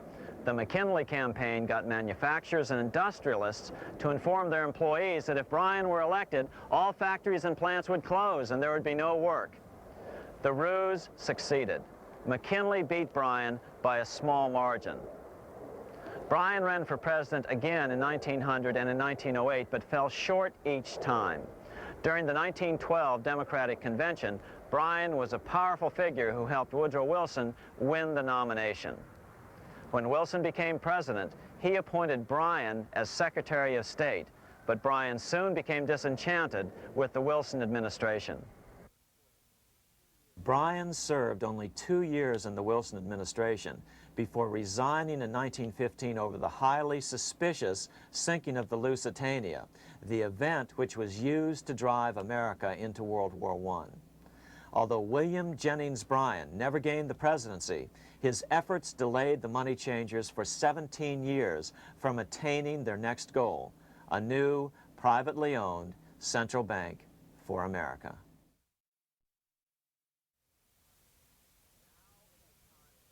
Now it was time for the money changers to get back to the business of a new private central bank for America. During the early 1900s, men like J.P. Morgan led the charge. One final panic would be necessary to focus the nation's attention on the supposed need for a central bank. The rationale was that only a central bank can prevent bank failures. Morgan was clearly the most powerful banker in America and a suspected agent for the Rothschilds. Morgan had helped finance John D. Rockefeller's Standard Oil empire. He had also helped finance the monopolies of Edward Harriman in railroads, of Andrew Carnegie in steel, and of others in numerous industries. But on top of that, J.P. Morgan's father, Junius Morgan, had been America's financial agent to the British. After his father's death, J.P. Morgan took on a British partner, Edward Grenfell, a longtime director of the Bank of England. In fact, upon Morgan's death, his estate contained only a few $1 million. The bulk of the securities most people thought he owned were in fact owned by others. In 1902, President Theodore Roosevelt allegedly went after Morgan and his friends by using the Sherman Antitrust Act to try to break up their industrial monopolies. Actually, Roosevelt did very little to interfere in the growing monopolization of American industry by the bankers and their surrogates. For example, Roosevelt supposedly broke up the Standard Oil monopoly, but it wasn't really broken at all. It was merely divided into 7 corporations, all still controlled by the Rockefellers. The public was aware of this thanks to political cartoonists like Thomas Nast, who referred to the bankers as the money trust. By 1907, the year after Teddy Roosevelt's re-election, Morgan decided it was time to try for a central bank again. Using their combined financial muscle, Morgan and his friends were secretly able to crash the stock market. Thousands of small banks were vastly overextended. Some had reserves of less than 1% thanks to the fractional reserve principle. Within days, bank runs were commonplace across the nation.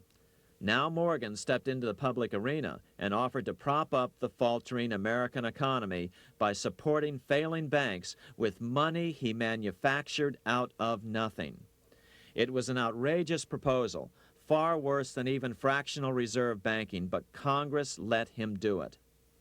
Morgan manufactured $200 million worth of this completely reserveless private money and bought things with it, paid for services with it, and sent some of it to his branch banks to lend out at interest. His plan worked. Soon, the public regained confidence in money in general and quit hoarding their currency. But as a result, banking power was further consolidated into the hands of a few large banks. By 1908, the panic was over, and Morgan was hailed as a hero by the president of Princeton University, a man by the name of Woodrow Wilson. All this trouble could be averted if we appointed a committee of 6 or 7 public-spirited men like J.P. Morgan to handle the affairs of our country. Economics textbooks would later explain that the creation of the Federal Reserve System was the direct result of the Panic of 1907. Quote, "With its alarming epidemic of bank failures, the country was fed up once and for all with the anarchy of unstable private banking," close quote.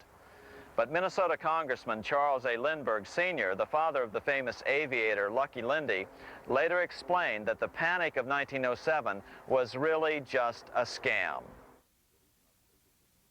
Those not favorable to the money trust could be squeezed out of business, and the people frightened into demanding changes in the banking and currency laws which the money trust would frame. So, since the passage of the National Bank Act of 1863, the money changers had been able to create a series of booms and busts. The purpose was not only to fleece the American public of their property, but to later claim that the banking system was basically so unstable that it had to be consolidated into a central bank once again.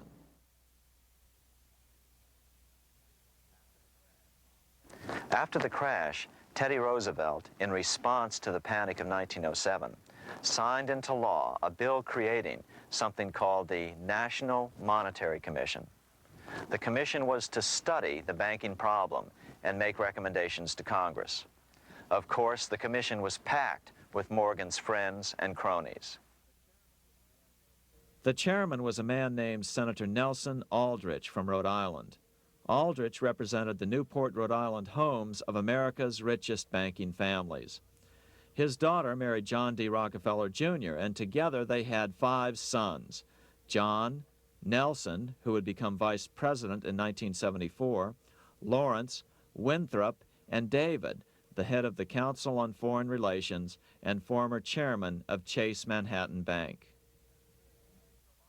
As soon as the National Monetary Commission was set up, Senator Aldrich immediately embarked on a 2-year tour of Europe, where he consulted at length with the private central bankers in England, France, and Germany. The total cost of his trip alone to the taxpayers was $300,000, an astronomical sum in those days. Shortly after his return, on the evening of November 22, 1910, some of the wealthiest and most powerful men in America boarded Senator Aldrich's private rail car and in the strictest secrecy journeyed to this place, Jekyll Island, off the coast of Georgia. With the group came Paul Warburg. Warburg had been given a $500,000 per year salary to lobby for the passage of a privately owned central bank in America by the investment firm Kuhn, Loeb and Company. Warburg's partner in this firm was a man named Jacob Schiff, the grandson of the man who shared the Greenshield house with the Rothschild family in Frankfurt. Schiff, as we'll find out later, was in the process of spending $20 million to finance the overthrow of the Tsar in Russia. These three European banking families, the Rothschilds, the Warburgs, and the Schiffs, were interconnected by marriage down through the years, just as their American banking counterparts, the Morgans, Rockefellers, and Aldriches were. Secrecy was so tight that all 7 primary participants were cautioned to use only first names to prevent servants from learning their identities.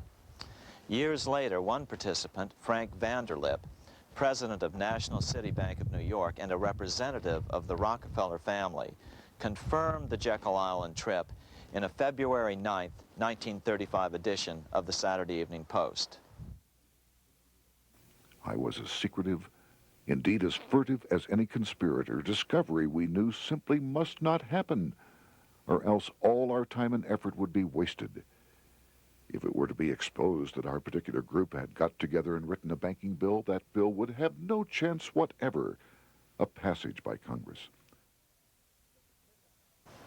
The participants came here to figure out how to solve their major problem, how to bring back a privately owned central bank. But there were other problems that needed to be addressed as well. First of all, the market share of the big national banks was shrinking fast. In the first 10 years of the century, the number of U.S. banks had more than doubled to over 20,000. By 1913, only 29% of all banks were national banks, and they held only 57% of all deposits.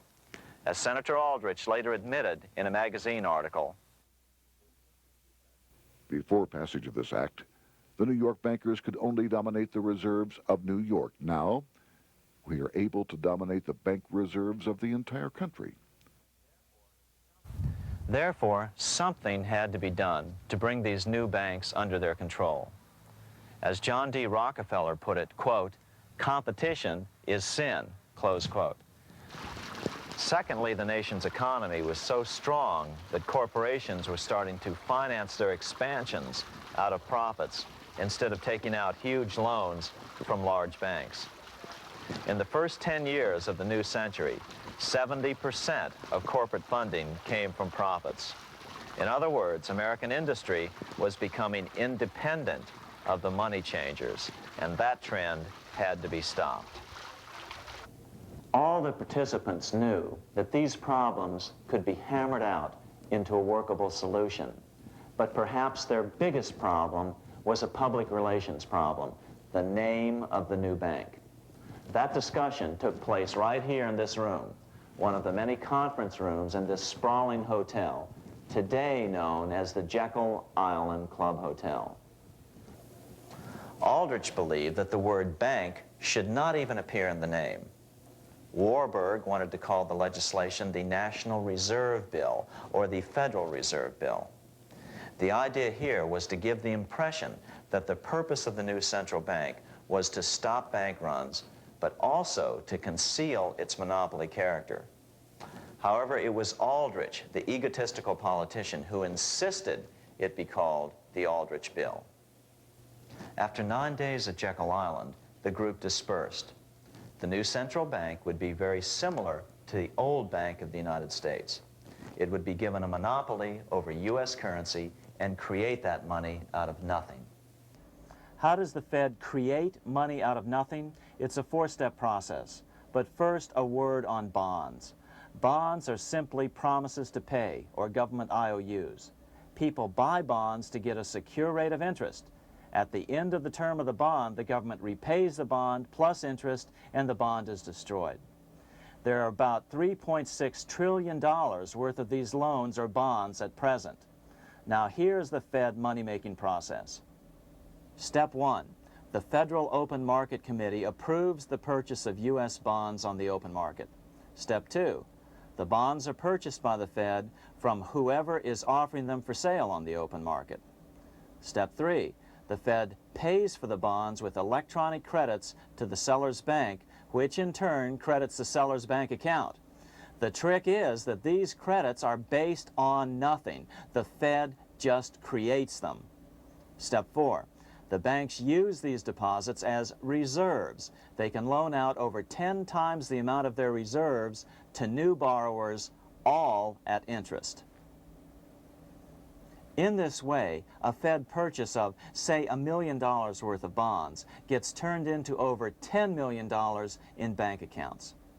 The Fed, in effect, creates 10% of this totally new money, and the banks create the other 90%. To reduce the amount of money in the economy, the process is just reversed. The Fed sells bonds to the public, and the money flows out of the purchaser's local bank. Loans must be reduced by 10 times the amount of the sale. So, a Fed sale of $1 million in bonds results in $10 million less money in the economy. So how does this benefit the bankers whose representatives huddled at Jekyll Island? First, it totally misdirected banking reform efforts from proper solutions.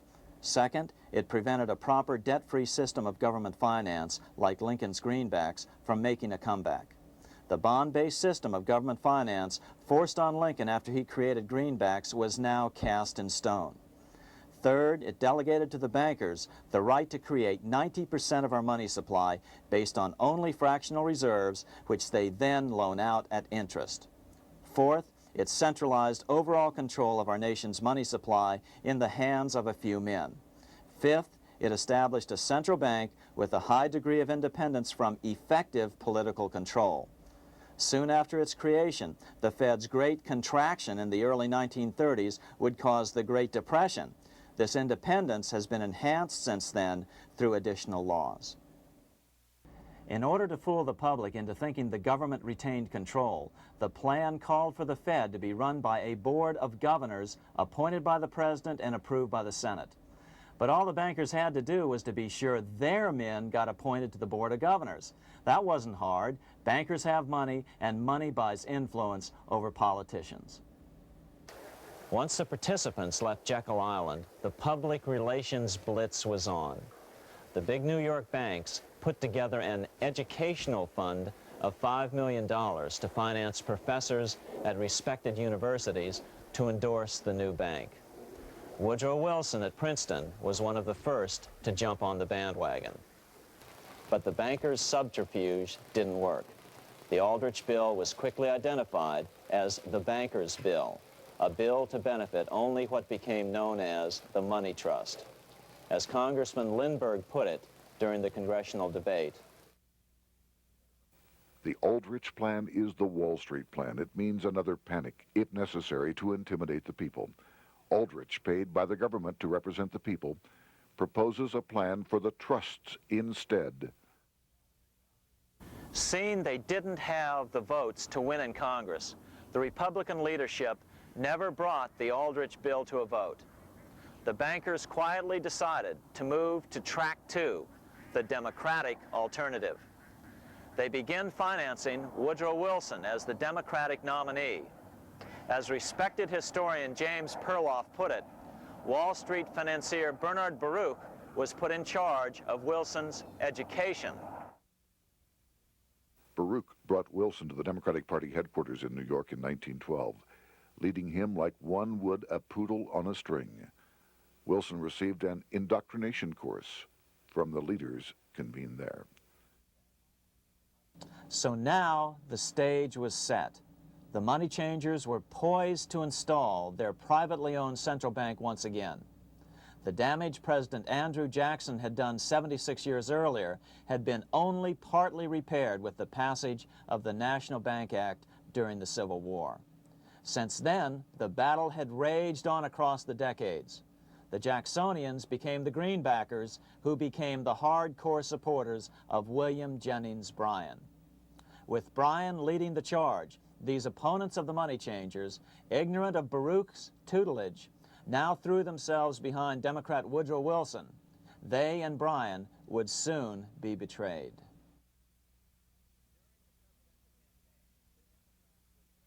During the presidential campaign, the Democrats were careful to pretend to oppose the Aldrich bill. As Representative Lewis McFadden, himself a Democrat, as well as chairman of the House Banking and Currency Committee, explained it 20 years after the fact. The Aldrich bill was condemned in the platform. When Woodrow Wilson was nominated, the men who ruled the Democratic Party promised the people that if they were returned to power, there would be no central bank established here while they held the reins of government. 13 months later, that promise was broken, and the Wilson administration, under the tutelage of those sinister Wall Street figures who stood behind Colonel House, established here in our free country the worm-eaten, monarchical institution of the King's Bank, to control us from the top downward and to shackle us from the cradle to the grave. Once Wilson was elected, Morgan, Warburg, Baruch, and company advanced a new plan, which Warburg named the Federal Reserve System. The Democratic leadership hailed the new bill, called the Glass-Owen Bill, as something radically different from the Aldrich bill. But in fact, the bill was virtually identical in every important detail. In fact, so vehement were the Democratic denials of similarity that Paul Warburg, the father of both bills, had to step in to reassure his paid friends in Congress that the two bills were virtually identical. Brushing aside the external differences affecting the shells, we find the kernels of the two systems very closely resembling and related to one another. But that admission was for private consumption only. Publicly, the money trust trotted out Senator Aldrich and Frank Vanderlip, the president of Rockefeller's National City Bank of New York and one of the Jekyll Island Seven, to oppose the new Federal Reserve System. Years later, however, Vanderlip admitted in the Saturday Evening Post that the two measures were virtually identical. Although the Aldrich Federal Reserve Plan was defeated when it bore the name Aldrich, nevertheless, its essential points were all contained in the plan that finally was adopted. As Congress neared a vote, they called Ohio attorney Alfred Crozier to testify. Crozier noted the similarities between the Aldrich bill and the Glass-Owen bill. The bill grants just what Wall Street and the big banks for 25 years have been striving for: private instead of public control of currency. It, the Glass-Owen bill, does this as completely as the Aldrich bill. Both measures rob the government and the people of all effective control over the public's money and vest in the banks exclusively the dangerous power to make money among the people scarce or plenty. During the debate on the measure, senators complained that the big banks were using their financial muscle to influence the outcome. "There are bankers in this country who are enemies of the public welfare," said one senator. What an understatement. Despite the charges of deceit and corruption, the bill was finally snuck through the Senate on December 22, 1913, after most senators had left town for the holidays, after having been assured by the leadership that nothing would be done until long after the Christmas recess. On the day the bill was passed, Congressman Lindbergh prophetically warned his countrymen that this act establishes the most gigantic trust on earth. When the president signs this bill, the invisible government by the monetary power will be legalized. The people may not know it immediately, but the day of reckoning is only a few years removed. The worst legislative crime of the ages is perpetrated by this banking bill. On top of all this, only weeks earlier, Congress had finally passed a bill legalizing income tax. Why was the income tax law important? Because bankers finally had in place a system which would run up a virtually unlimited federal debt. How would the interest on this debt be repaid? Never mind the principal. Remember, a privately owned central bank creates the principal out of nothing. The federal government was small then. Up to then, it had subsisted merely on tariffs and excise taxes. No, just as with the Bank of England, the interest payments had to be guaranteed by direct taxation of the people. The money changers knew that if they had to rely on contributions from the states, eventually the individual state legislatures would revolt and either refuse to pay the interest on their own money or at least bring political pressure to bear to keep the debt small. It is interesting to note that in 1895, the Supreme Court had found a similar income tax law to be unconstitutional. The Supreme Court even found a corporate income tax law unconstitutional in 1909. As a result, Senator Aldrich hustled a bill for a constitutional amendment allowing income tax through the Congress. The proposed 16th Amendment to the Constitution was then sent to the state legislatures for approval. But some critics claim that the 16th Amendment was never ratified by the necessary 3/4 of the states. In other words, the 16th Amendment may not be legal. But the money changers were in no mood to debate the fine points. By October of 1913, Senator Aldrich had hustled the income tax bill through Congress. Without the power to tax the people directly and bypass the states, the Federal Reserve Bill would be far less useful to those who wanted to drive America deeply into their debt. A year after the passage of the Federal Reserve Bill, Congressman Lindbergh explained how the Fed created what we have come to call the business cycle and how they use it to their advantage. To cause high prices, all the Federal Reserve Board will do will be to lower the rediscount rate, producing an expansion of credit and a rising stock market. Then, when businessmen are adjusted to these conditions, it can check prosperity in mid-career by arbitrarily raising the rate of interest. It can cause the pendulum of a rising and falling market to swing gently back and forth by slight changes in the discount rate, or cause violent fluctuations by a greater rate variation. And in either case, it will possess inside information as to financial conditions and advanced knowledge of the coming change, either up or down. This is the strangest, most dangerous advantage ever placed in the hands of a special privileged class by any government that ever existed. The system is private, conducted for the sole purpose of obtaining the greatest possible profits from the use of other people's money. They know in advance when to create panics to their advantage. They also know when to stop panic. Inflation and deflation work equally well for them when they control finance. Congressman Lindbergh was correct on all points. What he didn't realize was that most European nations had already fallen prey to the central bankers decades or centuries earlier. But he also mentions the interesting fact that only 1 year later, the Fed had cornered the market in gold. This is how he put it, quote, "Already, the Federal Reserve banks have cornered the gold and gold certificates," close quote. But Congressman Lindbergh was not the only critic of the Fed. Congressman Lewis McFadden, the chairman of the House Banking and Currency Committee from 1920 to 1931, remarked that the Federal Reserve Act brought about a superstate controlled by international bankers and international industrialists acting together to enslave the world for their own pleasure. Notice how McFadden saw the international character of the stockholders of the Federal Reserve. Another chairman of the House Banking and Currency Committee in the 1960s, Wright Patman from Texas, put it this way. In the United States today, we have in effect two governments. We have the duly constituted government, then we have an independent, uncontrolled, and uncoordinated government in the Federal Reserve System, operating the money powers which are reserved to Congress by the Constitution. Even the inventor of the electric light, Thomas Edison, joined the fray in criticizing the system of the Federal Reserve. If our nation can issue a dollar bond, it can issue a dollar bill. The element that makes the bond good makes the bill good also. The difference between the bond and the bill is the bond lets money brokers collect twice the amount of the bond and an additional 20%, whereas the currency pays nobody but those who contribute directly in some useful way. It is absurd to say that our country can issue $30 million in bonds and not $30 million in currency.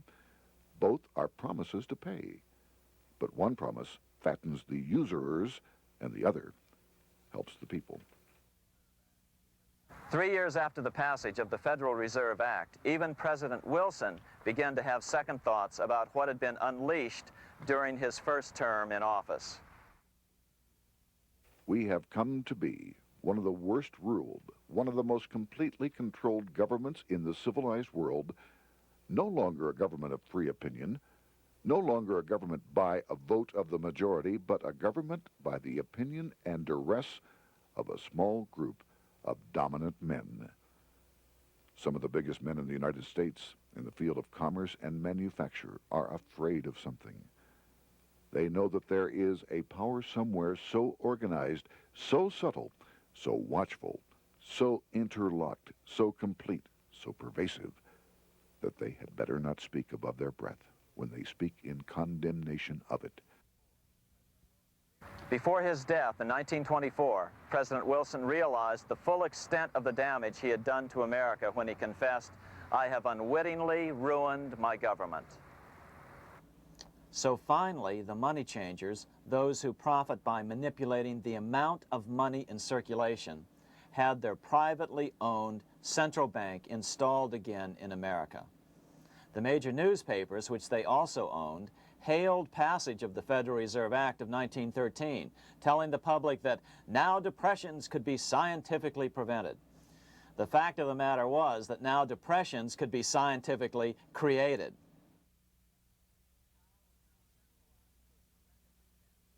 Power was now centralized to a tremendous extent.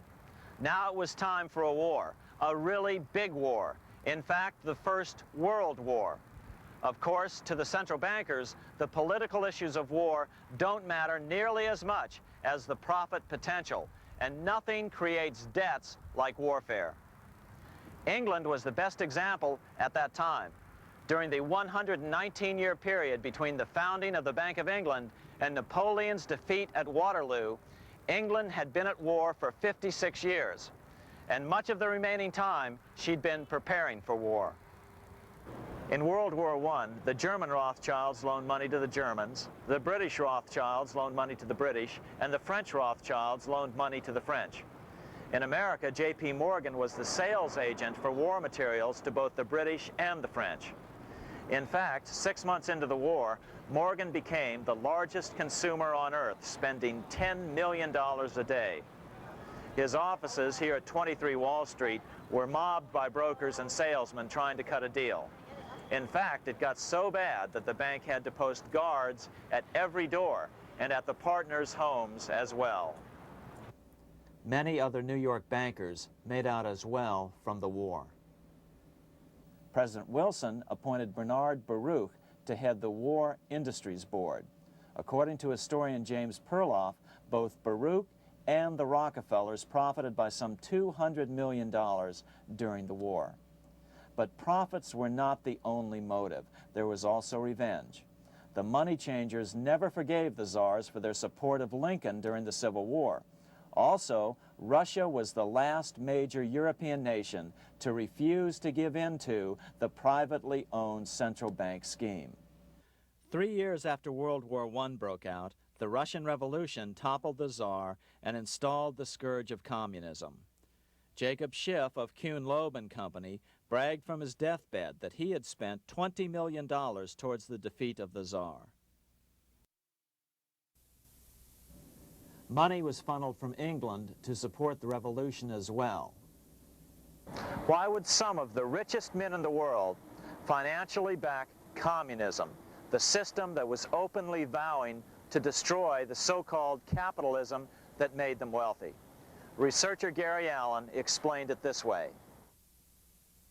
If one understands that socialism is not a share the wealth program, but is, in reality, a method to consolidate and control the wealth, then the seeming paradox of super-rich men promoting socialism becomes no paradox at all.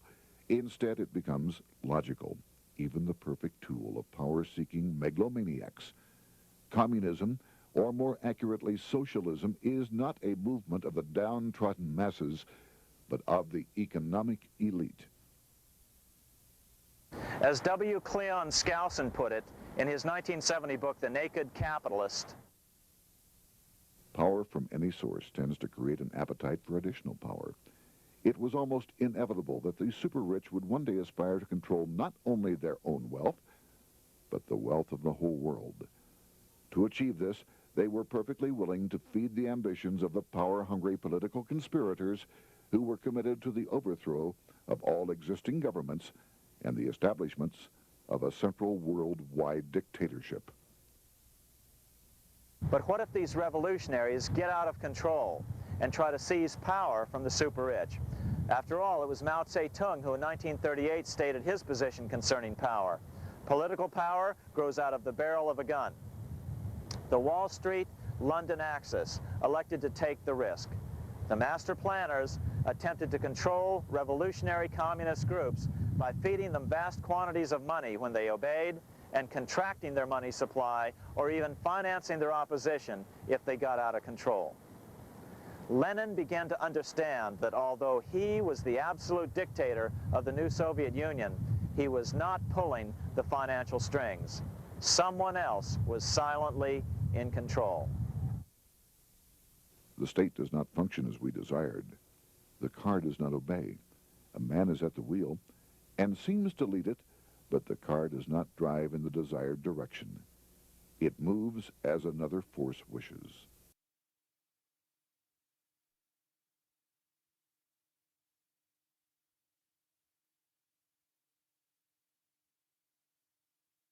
Who is behind it? Representative Louis T. McFadden, the chairman of the House Banking and Currency Committee throughout the 1920s and into the Great Depression years of the 1930s, explained it this way. The course of Russian history has indeed been greatly affected by the operations of international bankers. The Soviet government has been given United States Treasury funds by the Federal Reserve Board, acting through the Chase Bank. England has drawn money from us through the Federal Reserve banks and has relent it at high rates of interest to the Soviet government. The Dnipro Dam was built with funds unlawfully taken from the United States Treasury by the corrupt and dishonest Federal Reserve Board and the Federal Reserve banks. In other words, the Fed and the Bank of England, at the behest of the international bankers who controlled them, were creating a monster, one which would fuel 7 decades of unprecedented communist revolution, warfare, and most importantly, debt. In case you think there's some chance that the money changers got communism going and then lost control, in 1992, the Washington Times reported that Russian President Boris Yeltsin was upset that most of the incoming foreign aid was being siphoned off, quote, straight back into the coffers of Western banks in debt service, close quote. No one in his right mind would claim that a war as large as World War I had a single cause. Wars are complex things with many causative factors. But on the other hand, it would also be equally foolish to ignore as a prime cause of World War I those who would profit the most from the war.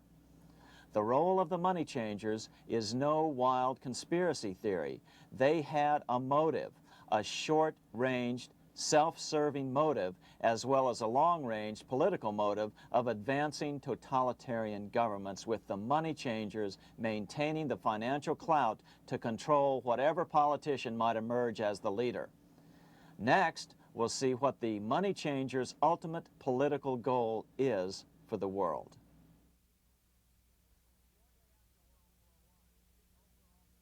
Shortly after World War I, the overall political agenda of the money changers began to be clear.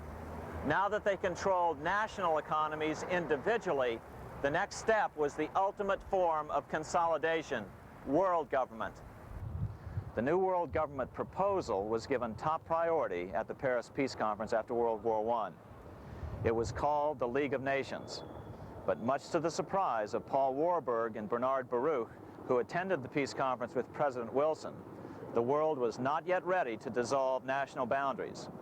Nationalism still beats strong in the human breast. For example, Lord Curzon, the British Foreign Secretary, called the League of Nations a good joke even though it was the stated policy of the British government to support it.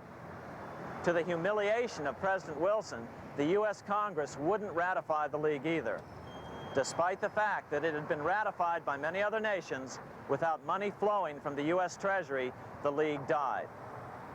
After World War I, the American public had grown tired of the internationalist policies of Democrat Woodrow Wilson. In the presidential election of 1920, Republican Warren Harding won a landslide victory with over 60% of the vote.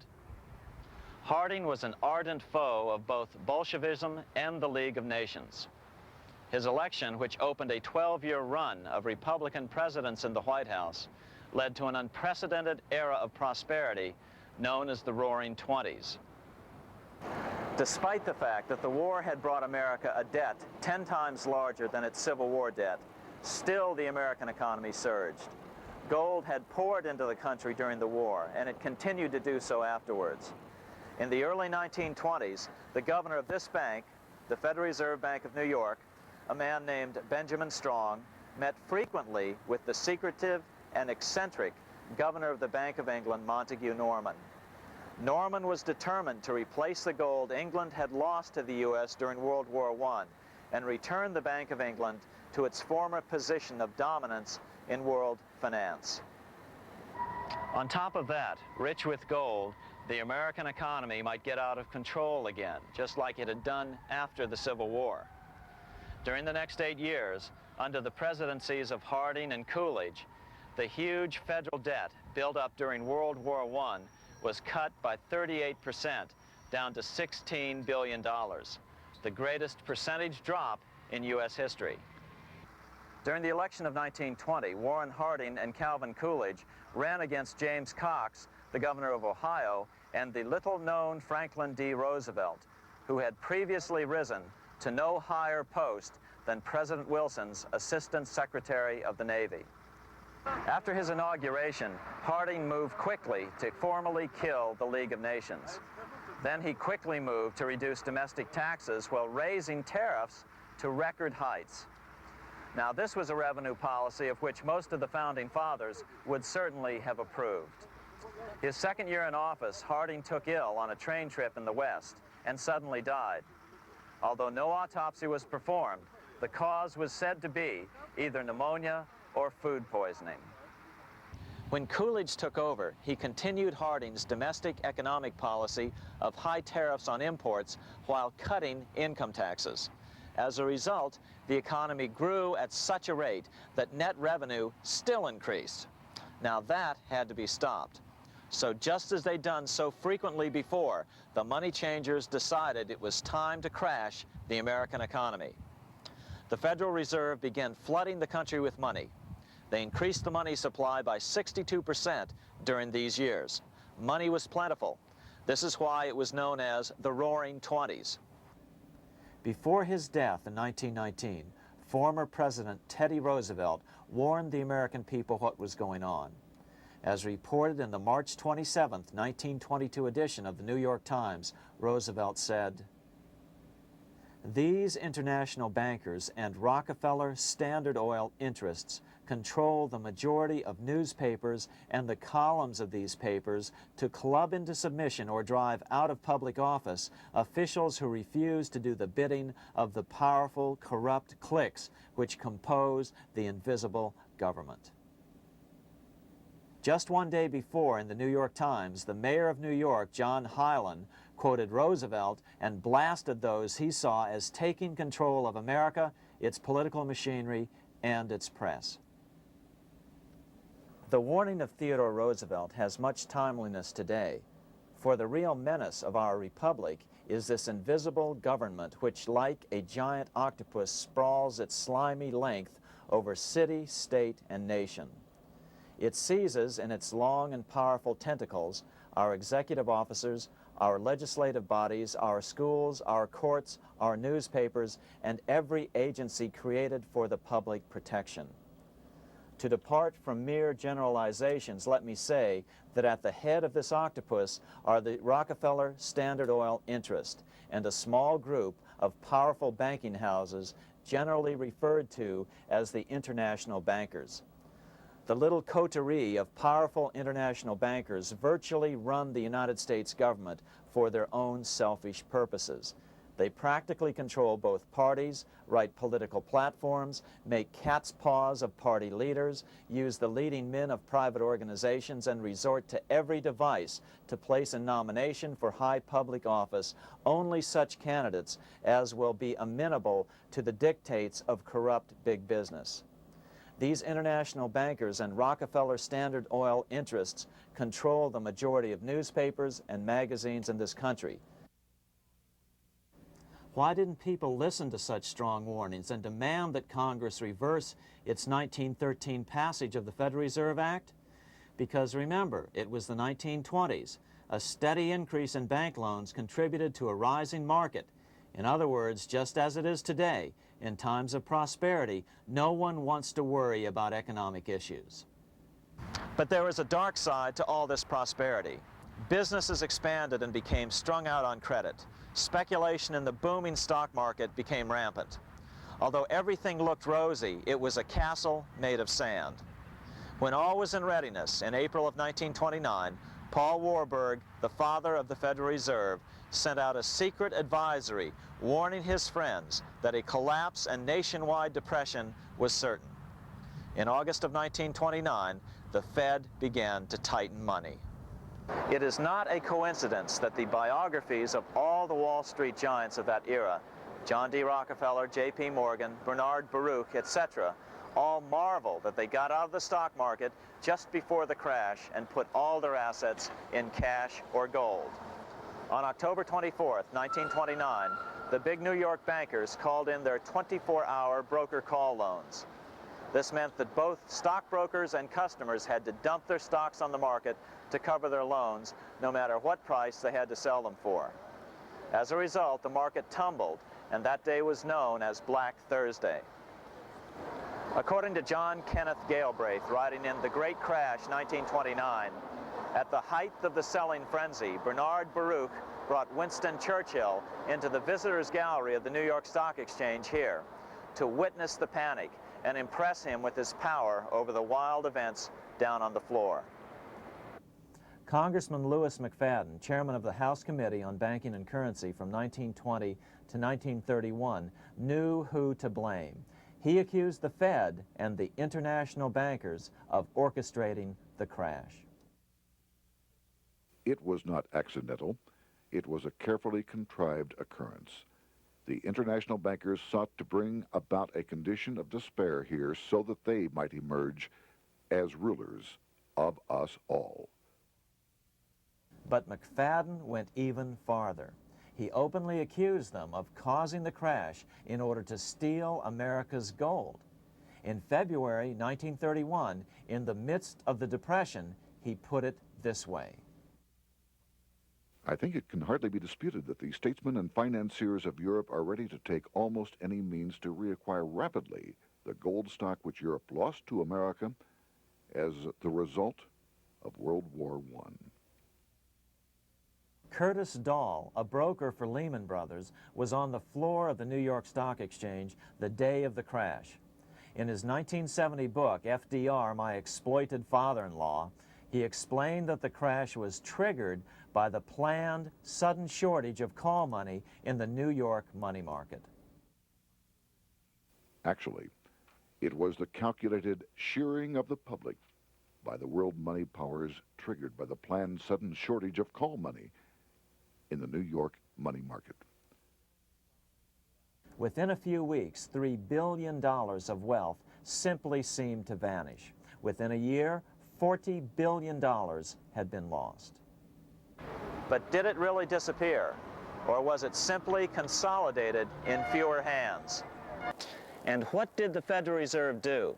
Instead of moving to help the economy out by quickly lowering interest rates to stimulate the economy, the Fed continued to brutally contract the money supply further, deepening the Depression.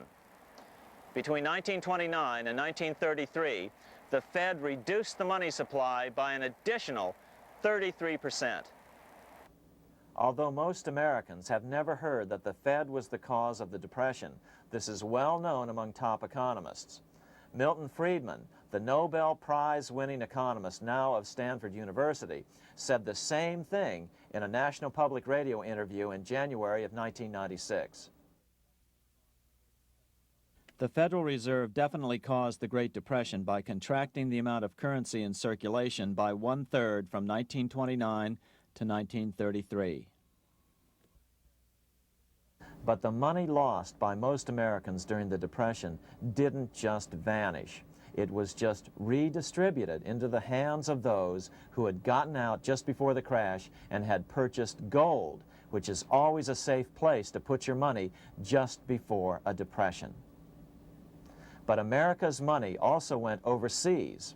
Incredibly, as President Hoover was heroically trying to rescue banks and prop up businesses, with millions of Americans starving as the Great Depression deepened, millions of dollars were being spent rebuilding Germany from damage sustained during World War I. 8 years before Hitler would invade Poland, Representative Louis McFadden, chairman of the House Banking and Currency Committee, warned Congress that Americans were paying for Hitler's rise to power. After World War I, Germany fell into the hands of the German international bankers. Those bankers bought her, and they now own her lock, stock, and barrel. They have purchased her industries, they have mortgages on her soil, they control her production, they control all her public utilities. The international German bankers have subsidized the present government of Germany, and they have also supplied every dollar of the money Adolf Hitler has used in his lavish campaign to build up a threat to the government of Brüning. When Brüning fails to obey the orders of the German international bankers, Hitler is brought forth to scare the Germans into submission. Through the Federal Reserve Board, over $30 billion of American money has been pumped into Germany. You have all heard of the spending that's taken place in Germany. Modernistic dwellings, her great planetariums, her gymnasiums, her swimming pools, her fine public highways, her perfect factories. All this was done on our money. All this was given to Germany through the Federal Reserve Board. The Federal Reserve Board has pumped so many billions of dollars into Germany that they dare not name the total. Franklin D. Roosevelt was swept into office during the 1932 presidential election. Once Roosevelt was in office, however, sweeping emergency banking measures were immediately announced, which did nothing but increase the Fed's power over the money supply. Then, and only then, did the Fed finally begin to loosen the purse strings and feed new money out to the starving American people. At first, Roosevelt railed against the money changers as being the cause of the Depression. Believe it or not, this is what he said on March 4th, 1933, in his inaugural address. Practices of the unscrupulous money changers stand indicted in the court of public opinion, rejected by the hearts and minds of men. The money changers have fled from their high seats in the temple of our civilization. But 2 days later, Roosevelt declared a bank holiday and closed all banks. Later that year, Roosevelt outlawed private ownership of all gold bullion and all gold coins with the exception of rare coins. Most of the gold in the hands of the average American was in the form of gold coins. The new decree was, in effect, a confiscation. Those who didn't comply risk as much as 10 years in prison and a $10,000 fine, the equivalent of $100,000 today. Out in small-town America, some people didn't trust Roosevelt's order. Many were torn between keeping their hard-earned wealth or obeying the government. Those who did turn in their gold were paid the official price for it, $20.66 per ounce. So unpopular was the confiscation order that no one anywhere in government would take credit for authoring it. No congressman claimed it. At the signing ceremony, President Roosevelt made it clear to all present that he was not the author of it and publicly stated that he had not ever read it. Even his Secretary of the Treasury said he'd never read it either, saying it was, quote, what the experts wanted. Roosevelt convinced the public to give up their gold by saying that pooling the nation's resources was necessary to get America out of the Depression. With great fanfare, he ordered a new bullion depository built to hold the mountain of gold the U.S. government was illegally confiscating. By 1936, the U.S. bullion depository at Fort Knox was completed, and in January 1937, the gold began to flow into it. The rip-off of the ages was about to proceed. In 1935, once the gold had all been turned in, the official price of gold was suddenly raised to $35 per ounce. But the catch was, only foreigners could sell their gold at the new higher price. The money changers who had heeded Warburg's note and gotten out of the stock market just before the crash and bought gold at $20.66 per ounce, then shipped it to London, could now bring it back and sell it back to the government, nearly doubling their money while the average American starved. The Fort Knox Bullion Depository sits here in the middle of the Fort Knox Military Reservation, 30 miles southwest of Louisville, Kentucky. This was as close as we were permitted to get to the depository despite years of letters from members of Congress to allow our film crew inside. The 4-acre grounds immediately surrounding the building are guarded by an electrified steel fence, an open moat, and 4 machine-gun-armed guard pillboxes at the structure's corners.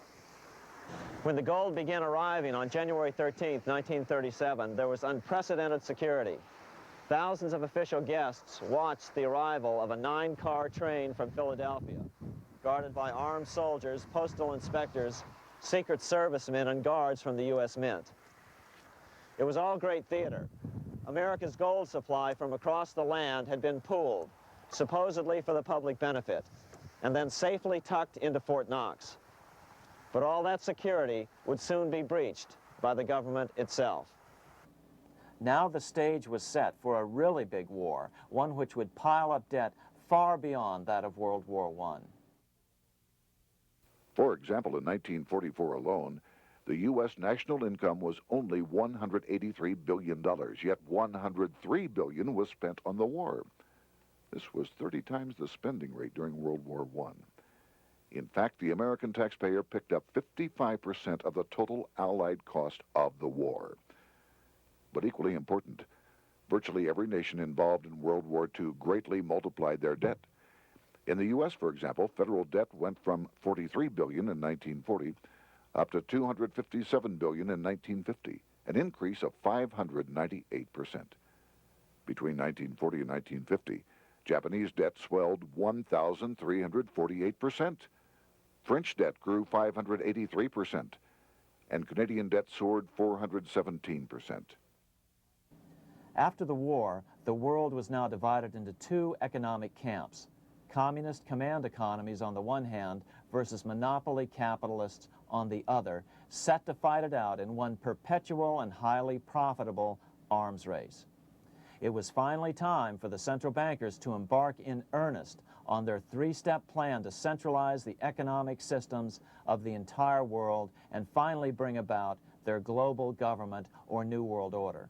The phases of this plan were: Step 1, central bank domination of national economies worldwide.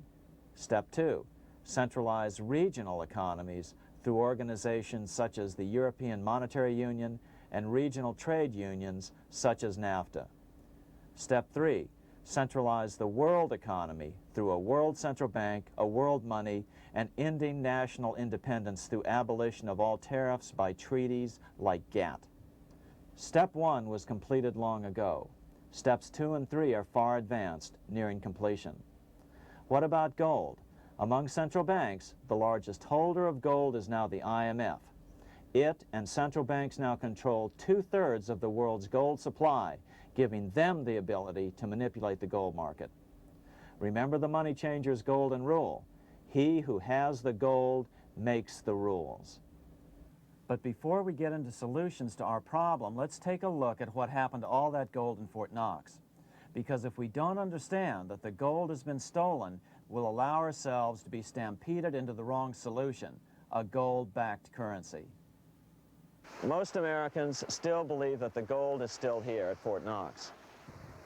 At the end of World War II, Fort Knox contained over 700 million ounces of gold, an incredible 70% of all the gold in the world. How much remains? No one knows. Despite the fact that federal law requires an annual physical audit of Fort Knox gold, the Treasury has consistently refused to conduct one. The truth is that a reliable audit of whatever remains here has not been conducted since President Eisenhower ordered one in 1953. Where did America's gold in Fort Knox go? Over the years, it was sold off to European money changers at the $35 per ounce price. Remember, this was during a time when it was illegal for Americans to buy any of their own gold from Fort Knox. In fact, there was a very infamous case where the Firestone family set up a string of dummy corporations to purchase Fort Knox gold and keep it in Switzerland, never hitting U.S. shores. They were eventually caught, however, and successfully prosecuted. Finally, by 1971, all the pure gold had been secretly removed from Fort Knox, drained back to London. Once the gold was gone from Fort Knox, President Nixon closed the gold window by repealing Roosevelt's Gold Reserve Act of 1934, finally making it legal once again for Americans to buy gold. Naturally, gold prices immediately began to soar. 9 years later, gold sold for $880 per ounce, 25 times what the gold in Fort Knox was sold for. One would think that eventually someone in the government would get wind of what was happening and blow the whistle. The largest fortune in the history of the world stolen. Shades of the old James Bond film, Goldfinger. Well, as a matter of fact, Ian Fleming, the author of the James Bond series, was head of the British counterintelligence service, MI5. Some believe in the intelligence community that he wrote much of his fiction as a warning, as many authors of fiction do. If the removal of all the good delivery gold from Fort Knox can be viewed as a deliberate raid on the U.S. Treasury, then such an operation might well have been years in the making, namely 40 years. Certainly enough time for Fleming to get wind of it and try to prevent it. So just how did the story of the Fort Knox gold robbery get out? It all started with an article in a New York periodical in 1974. The article charged that the Rockefeller family was manipulating the Federal Reserve to sell off Fort Knox gold at bargain basement prices to anonymous European speculators.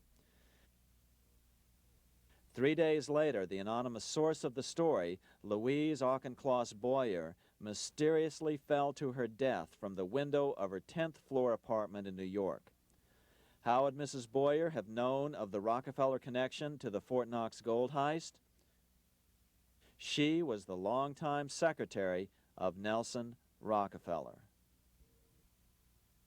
For the next 14 years, this man, Ed Durrell, a wealthy Ohio industrialist, devoted himself to a quest for the truth concerning the Fort Knox gold. He wrote thousands of letters to over 1,000 government and banking officials, trying to find out how much gold was really left and where the rest of it had gone. Edith Roosevelt, the granddaughter of President Teddy Roosevelt, questioned the actions of the government in a March 1975 edition of the New Hampshire Sunday News. Allegations of missing gold from our Fort Knox vaults are being widely discussed in European financial circles. But what is puzzling is that the administration is not hastening to demonstrate conclusively that there is no cause for concern over our gold treasure, if indeed it is in a position to do so. Unfortunately, Ed Durrell never did accomplish his primary goal, a full audit of the gold reserves in Fort Knox. It's incredible that the world's greatest treasure has had little accounting or auditing.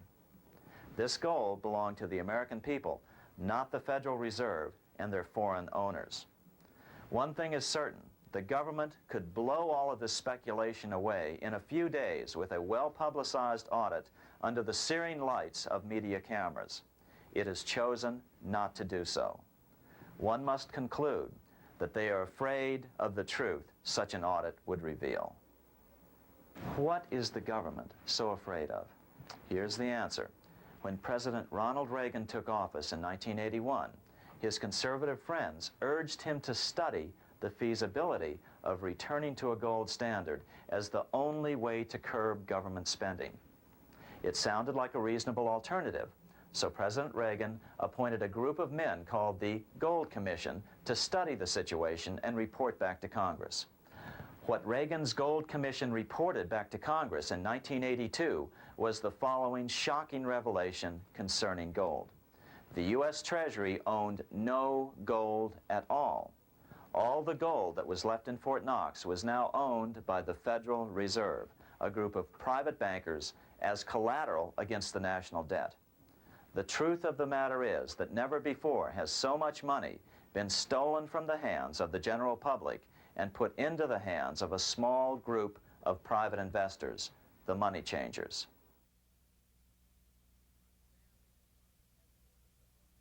I'm standing in front of the headquarters of the International Monetary Fund located in Washington, D.C. Across the street, right over there, is the headquarters of the World Bank. What are these organizations and who controls them? And most importantly, are they about to create a huge worldwide depression? Let us step back in time for a moment to the aftermath of World War I. People were tired of war, so under the guise of peacemaking, the international bankers devised a plan to consolidate power even further. Claiming only an international government would stem the tide of world wars, the money changers pushed forward a proposal for world government which stood on three legs. A world central bank to be called the Bank of International Settlements, a world judiciary to be called the World Court located in The Hague, the Netherlands, and a world executive and legislature to be called the League of Nations. As President Clinton's mentor, Georgetown historian Carroll Quigley wrote in his 1966 book, Tragedy and Hope, the powers of financial capitalism had a far-reaching plan, nothing less than to create a world system of financial control in private hands, able to dominate the political system of each country and the economy of the world as a whole. This system was to be controlled in a feudalistic fashion by the central banks of the world, acting in concert by secret agreements arrived at in frequent meetings and conferences. The apex of the system was to be the Bank for International Settlements in Bâle, Switzerland, a private bank owned and controlled by the world central banks, which were themselves private corporations. Each central bank sought to dominate its government by its ability to control treasury loans, to manipulate foreign exchanges, to influence the level of economic activity in the country, and to influence cooperative politicians by subsequent economic rewards in the business world. Despite intense pressure from the international bankers and the press, a handful of U.S. senators, led by Senator Henry Cabot Lodge, kept the U.S. out of these schemes. Without U.S. participation, the League was doomed.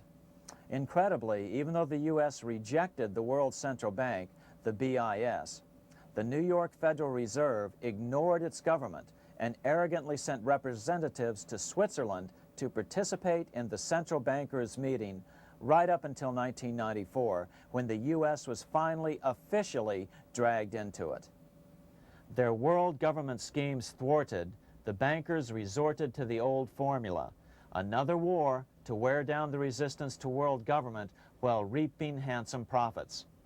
To this end, Wall Street helped resurrect Germany through the Thyssen banks, which were affiliated with the Harriman interest in New York, just as the Chase Bank had assisted in the financing of the Bolshevik Revolution in Russia during World War I. Chase Bank was controlled by the Rockefeller family. Subsequently, it was merged with Warburg's Manhattan Bank to form the Chase Manhattan Bank.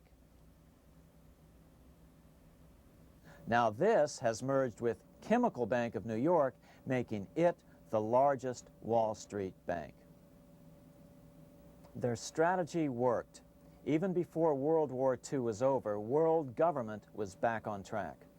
In 1944, at Bretton Woods, New Hampshire, the International Monetary Fund and the World Bank were approved with full U.S. participation. The Second League of Nations, renamed the United Nations, was approved in 1945. Soon, a new international court system was functioning as well. All effective opposition to these international bodies before the war had evaporated in the heat of war, just as planned. These new organizations simply repeated on a world scale what the National Banking Act of 1864 and the Federal Reserve Act of 1913 had established in the U.S. They created a banking cartel composed of the world's central banks, which gradually assumed the power to dictate credit policies to the banks of all the nations. For example, just as the Federal Reserve Act authorized the creation of a new national fiat currency called Federal Reserve Notes, the IMF has been given the authority to issue a world fiat money called Special Drawing Rights, or SDRs. To date, the IMF has created in excess of $30 billion worth of SDRs. Member nations are being pressured to make their currencies fully exchangeable for SDRs.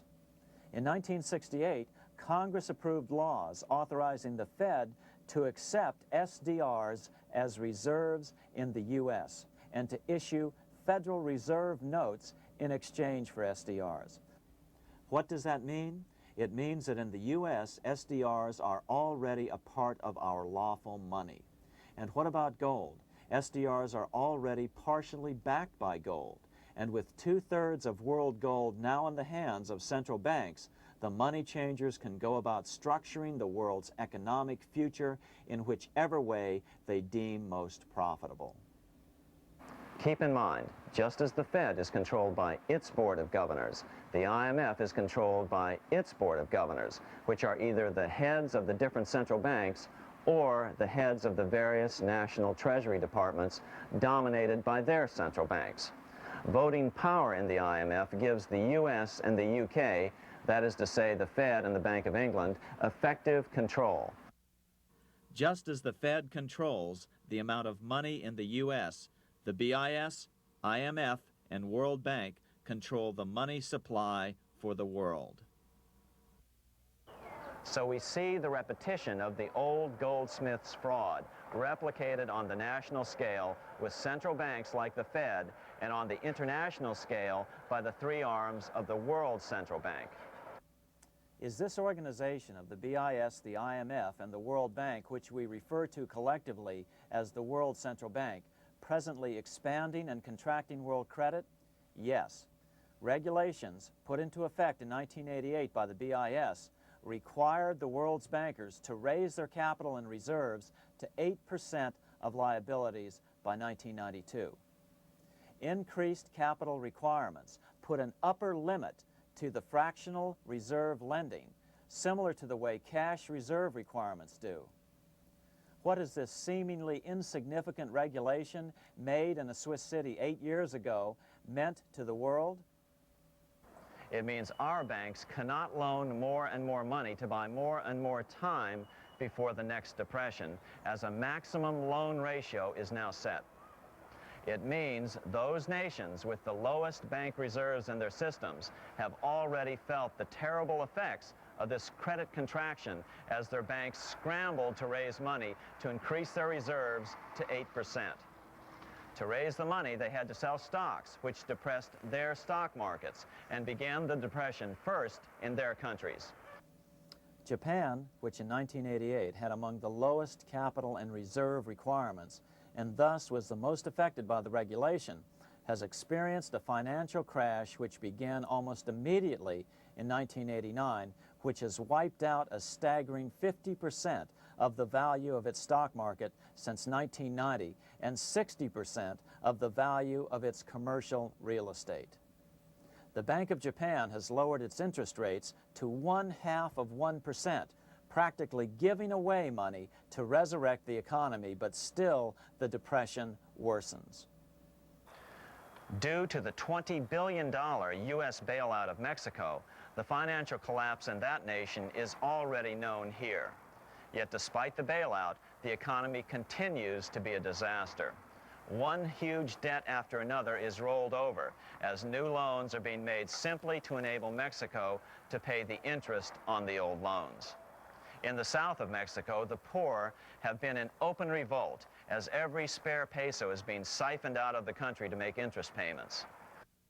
It is important to note that a radical transfer of power is taking place as nations become subservient to a supranational world central bank controlled by a handful of the world's richest bankers. As the IMF creates more and more SDRs by the stroke of a pen on IMF ledgers, more and more nations borrow them to pay interest on their mounting debts and gradually fall under the control of the faceless bureaucrats of the World Central Bank. As the worldwide depression worsens and spreads, this will give the World Central Bank the power of economic life and death over these nations. It will decide which nations will be permitted to receive further loans and which nations will starve. Despite all the rhetoric about development and the alleviation of poverty, the result is a steady transfer of wealth from the debtor nations to the money changers' central banks which control the IMF and the World Bank. For example, in 1992, the Third World debtor nations, which borrowed from the World Bank, paid $198 million more to the central banks of the developed nations for World Bank-funded purposes than they received from the World Bank. All this increases their permanent debt in exchange for temporary relief of poverty caused by prior borrowings. Already, these repayments exceed the amount of the new loans. By 1992, Africa's external debt had reached $290 billion, 2.5 times greater than in 1980, resulting in skyrocketing infant mortality rates and unemployment, deterioration of schools, housing, and the general health of the people. The entire world faces the immeasurable suffering already destroying the Third World and now Japan, all for the benefit of the money changers. As one prominent Brazilian politician put it, "The Third World War has already started. It is a silent war, not for that reason any less sinister. The war is tearing down Brazil, Latin America, and practically all the Third World. Instead of soldiers dying, there are children. It is a war over the Third World debt, one which has as its main weapon interest, a weapon more deadly than the atom bomb, more shattering than a laser beam."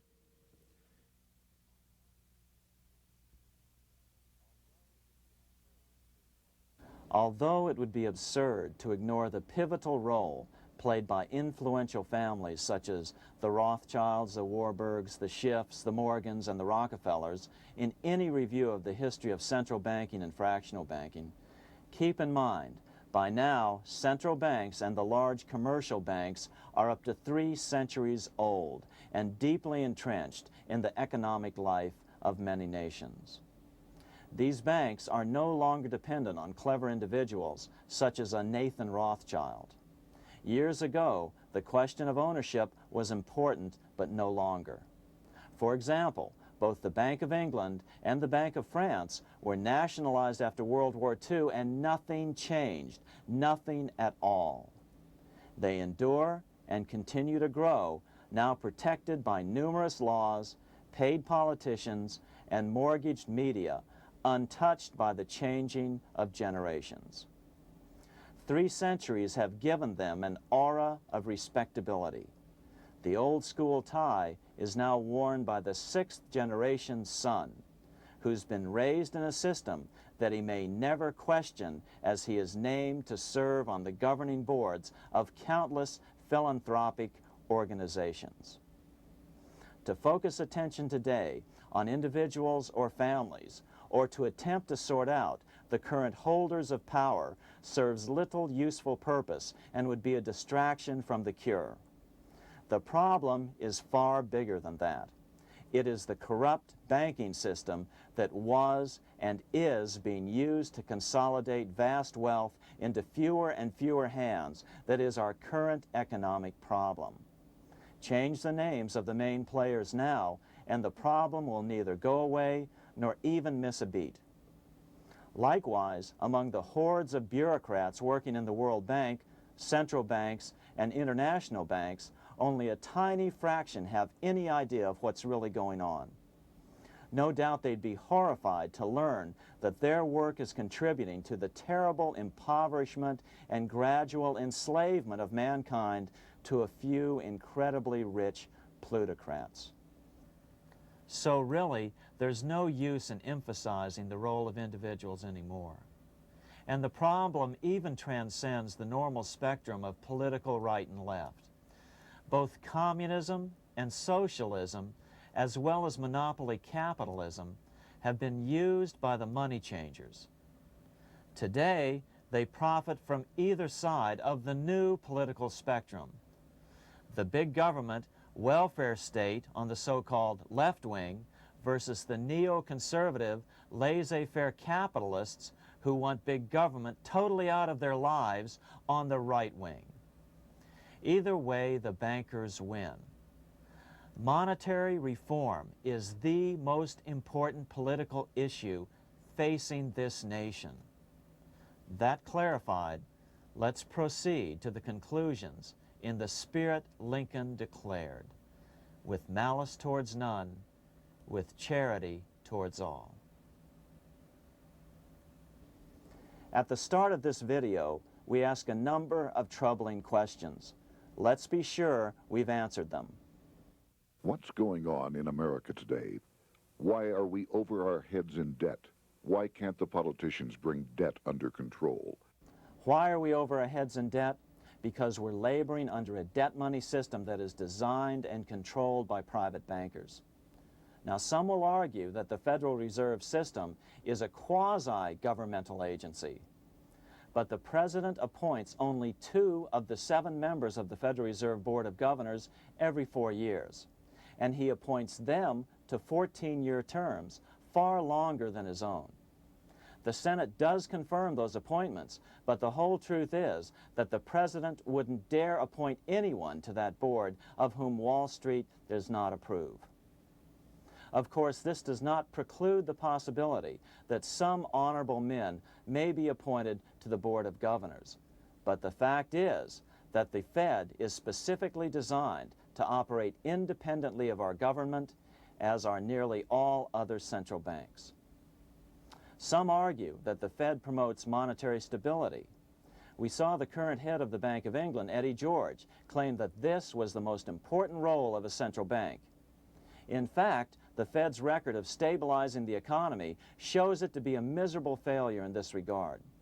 Within the first 25 years of its existence, the Fed caused 3 major economic downturns, including the Great Depression, and for the last 30 years has shepherded the American economy into a period of unprecedented inflation. Again, this is not some wild conspiracy theory. It's a well-known fact among top economists.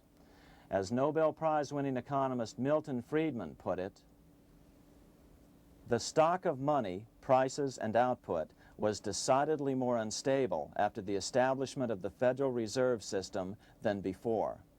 The most dramatic period of instability in output was, of course, the period between the 2 wars, which includes the severe monetary contractions of 1920-21, 1929-33, and 1937-38. No other 20-year period in American history contains as many as 3 such severe contractions.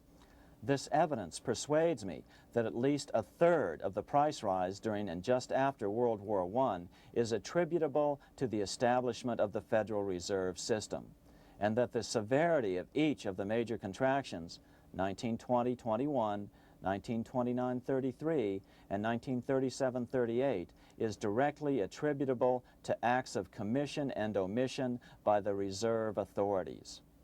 Any system which gives so much power and so much discretion to a few men so that mistakes, excusable or not, can have such far-reaching effects is a bad system. It is a bad system to believers in freedom just because it gives a few men such power without any effective check by the body politic. This is the key political argument against an independent central bank. To paraphrase Clemenceau, money is much too serious a matter to be left to the central bankers. We must learn from our history before it is too late. Why can't politicians control the federal debt? Because all our money is created out of debt. Again, it's a debt money system. Our money is created initially by the purchase of U.S. bonds. The public buys bonds like savings bonds, the banks buy bonds, foreigners buy bonds, and when the Fed wants to create more money in the system, it buys bonds, but pays for them with a simple bookkeeping entry which it creates out of nothing. Then this new money created by the Fed is multiplied by a factor of 10 by the banks thanks to the fractional reserve principle. So although the banks don't create currency, they do create checkbook money or deposits by making new loans. They even invest some of this created money. In fact, over $1 trillion of this privately created money has been used to purchase U.S. bonds on the open market, which provides the banks with roughly $50 billion in interest, risk-free, each year, less the interest they pay to some depositors. In this way, through fractional reserve lending, banks create over 90% of the money and therefore cause over 90% of our inflation. What can we do about all this? Fortunately, there's a way to fix the problem fairly easily, speedily, and without any serious financial problems. We can get our country totally out of debt in 1 to 2 years by simply paying off these U.S. bonds with debt-free U.S. notes, just like Lincoln issued. Of course, that by itself would create tremendous inflation, since our currency is presently multiplied by the fractional reserve banking system. But here's the ingenious solution, advanced in part by Milton Friedman, to keep the money supply stable and avoid inflation and deflation while the debt is retired. As the Treasury buys up its bonds on the open market with U.S. notes, the reserve requirements of your hometown local bank will be proportionally raised, so the amount of money in circulation remains constant. As those holding bonds are paid off in U.S. notes, they will deposit this money, thus making available the currency then needed by the banks to increase their reserves. Once all the U.S. bonds are replaced with U.S. notes, banks will be at 100% reserve banking instead of the fractional reserve system currently in use. From this point on, the former Fed buildings will only be needed as a central clearinghouse for checks and as vaults for U.S. notes. The Federal Reserve Act will no longer be necessary and could be repealed. Monetary power can be transferred back to the Treasury Department. There would be no further creation or contraction of money by banks. By doing it this way, our national debt can be paid off in a single year or so, and the Fed and fractional reserve banking abolished without national bankruptcy, financial collapse, inflation or deflation, or any significant change in the way the average American goes about his business. To the average person, the primary difference would be that for the first time since the Federal Reserve Act was passed in 1913, taxes would begin to go down. Now there's a real national blessing for you, rather than for Hamilton's banker friends. Now let's take a look at these proposals in more detail. Here are the main provisions of a Monetary Reform Act which needs to be passed by Congress. We've drafted a proposed Monetary Reform Act which follows at the end of this tape.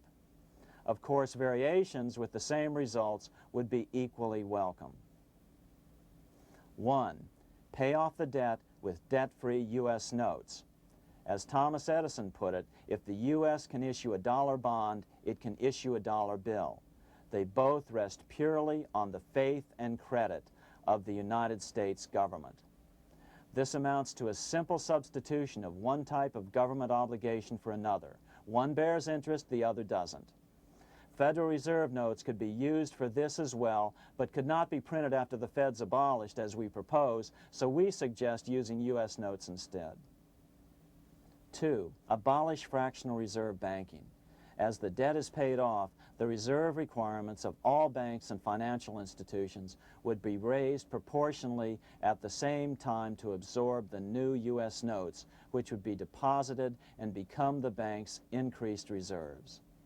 Towards the end of the first year of the transition period, the remaining liabilities of financial institutions would be assumed or acquired by the U.S. government in a one-time operation.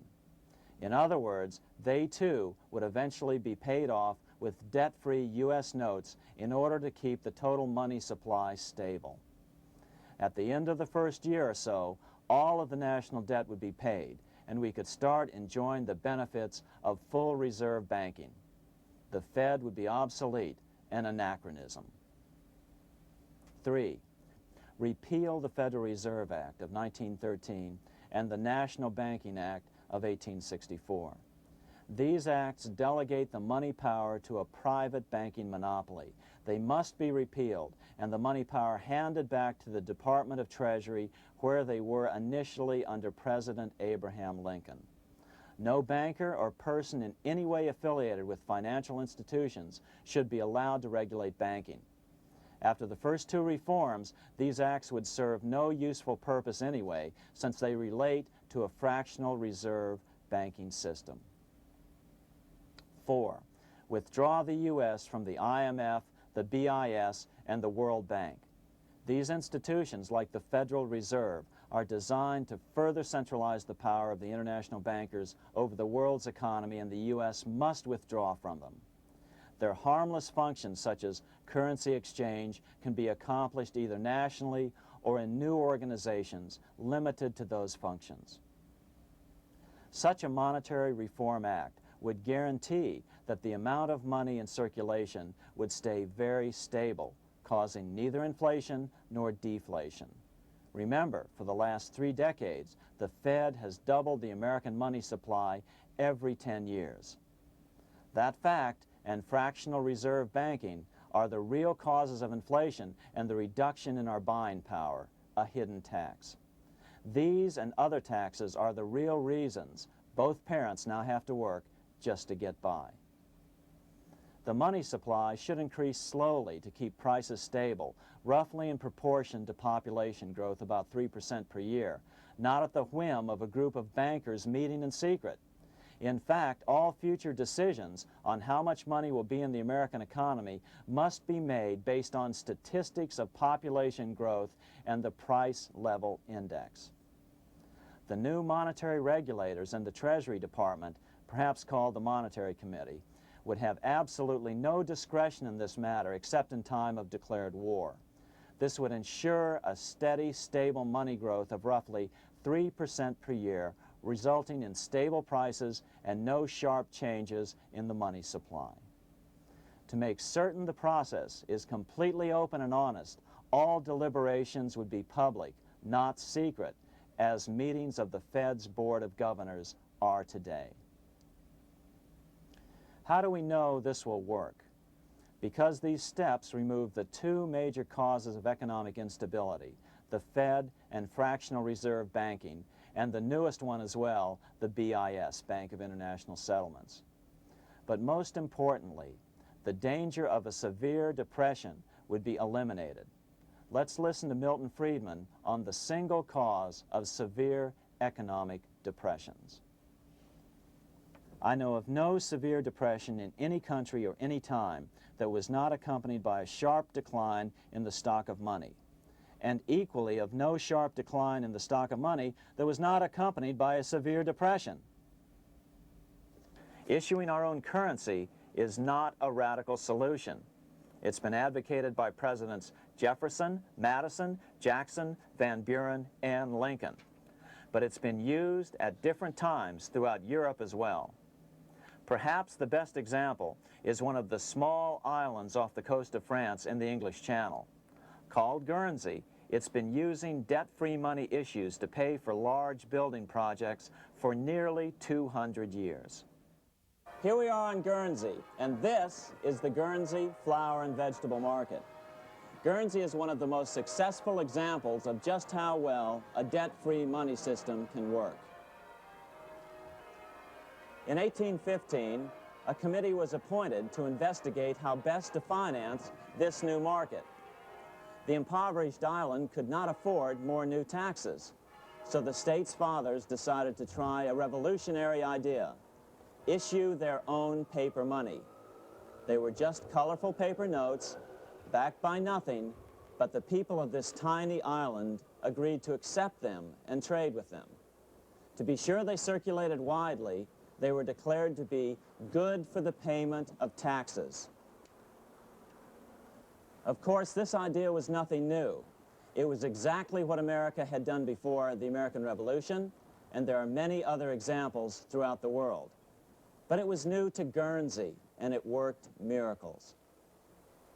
This market is still in use, and remember, it was built for no debt to the people of this island state. But what if we follow Guernsey's example? How would the bankers react to these reforms? Certainly the international bankers' cartel will oppose reforms that do away with their control of the world's economies as they have in the past. But it is equally certain that Congress has the constitutional authority and responsibility to authorize the issuance of debt-free money, U.S. notes, and to reform the very banking laws it ill-advisedly enacted.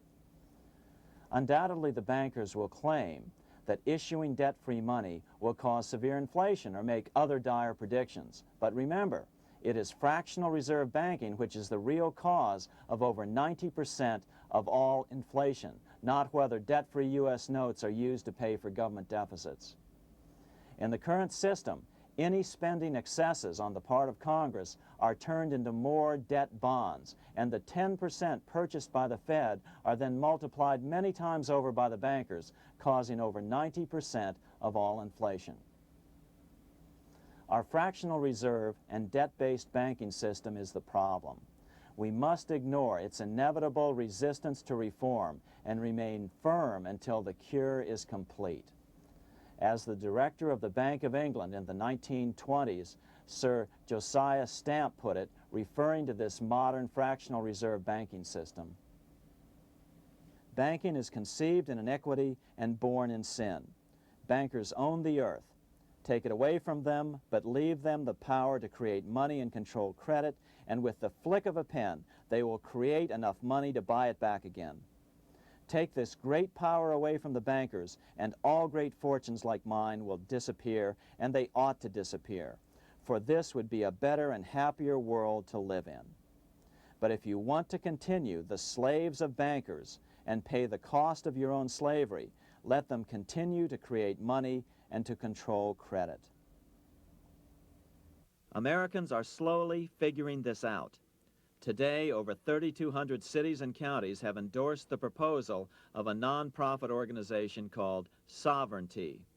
The Sovereignty movement calls for Congress to authorize the Secretary of the Treasury to issue $90 billion per year of U.S. notes, not Federal Reserve notes nor debt-based bonds, to loan money interest-free to cities, counties, and school districts for needed capital improvements. Remarkably, and to their praise, the Community Bankers Association of Illinois, representing 515 member banks, has endorsed this sovereignty proposal, a good step in the right direction. As Milton Friedman has repeatedly pointed out, no severe depression can occur without a severe contraction of money. In our system, only the Fed, the Bank of International Settlements, with U.S. bankers' cooperation, or a combination of the largest Wall Street banks could cause a depression. In other words, our economy is so huge and resilient, a depression just can't happen by accident. Unless we reform our banking system, they will always have that power. They can pull the plug on our economy anytime they choose. The only solution is to abolish the Fed and the fractional reserve banking system and withdraw from the BIS. Only that will break the power of the international bankers over our economy. And keep in mind, a stock market crash itself cannot cause a severe depression. Only the severe contraction of our money supply can cause a severe depression. The stock market crash of 1929 only wiped out market speculators, mostly the small to medium ones, resulting in $3 billion in wealth changing hands. But it served as a smokescreen for a 33% contraction in credit by the Fed over the next 4 years, which resulted in over $40 billion in wealth from the American middle class being transferred to the big banks. Then, despite impotent howls of protest from a divided Congress, the independent Fed kept the money supply contracted for a full decade. Only World War II ended the terrible suffering the Fed inflicted on the American people. In a depression, the remaining wealth of the debt-burdened American middle class will be wiped out by unemployment, declining wages, and the resulting foreclosures. If we start to act to reform our monetary system, the money changers may do what they did in 1929 and then the 1930s, crash the stock market and use that as a smokescreen while contracting the money supply. But if we're determined to fight to regain control over our money, we can come out of it fairly quickly, perhaps in only a very few months, as U.S. notes begin to circulate and replace the money withdrawn by the bankers. The longer we wait, the greater the danger we'll permanently lose control of our nation. But some still wonder why the international bankers would want to cause a depression. Wouldn't that be killing the goose that is currently laying all those golden interest eggs? Remember what Larry Bates said at the first of this videotape. You see, in periods of economic upheaval, in economic crisis, wealth is not destroyed. It is merely transferred. Do we have any hints as to what the money changers have in store for us? Here's what David Rockefeller, the chairman of Chase Manhattan Bank, the largest Wall Street bank, had to say. We are on the verge of a global transformation. All we need is the right major crisis and the nation will accept the New World Order. So, crisis is needed to fulfill their plans quickly. The only question is when the crisis will occur. Fortunately, we probably have a little time. It's unlikely that this crisis will occur before the 1996 elections, but after that, the danger begins rising. But whether or not they decide to cause a crash or a depression through relentless increases in taxes and the loss of hundreds of thousands of jobs being sent overseas thanks to trade agreements such as GATT and NAFTA, the American middle class is an endangered species. Cheaper labor, including slave labor in Red China, which Harry Wu has heroically documented, is being used to compete with American labor.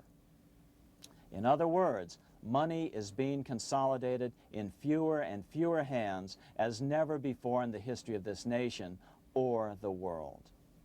Without reform, the American middle class will soon be extinct, leaving only the very rich few and the very many poor, as has already occurred in most of the world. We've been warned of all this by congressmen, presidents, industrialists, and economists down through the years.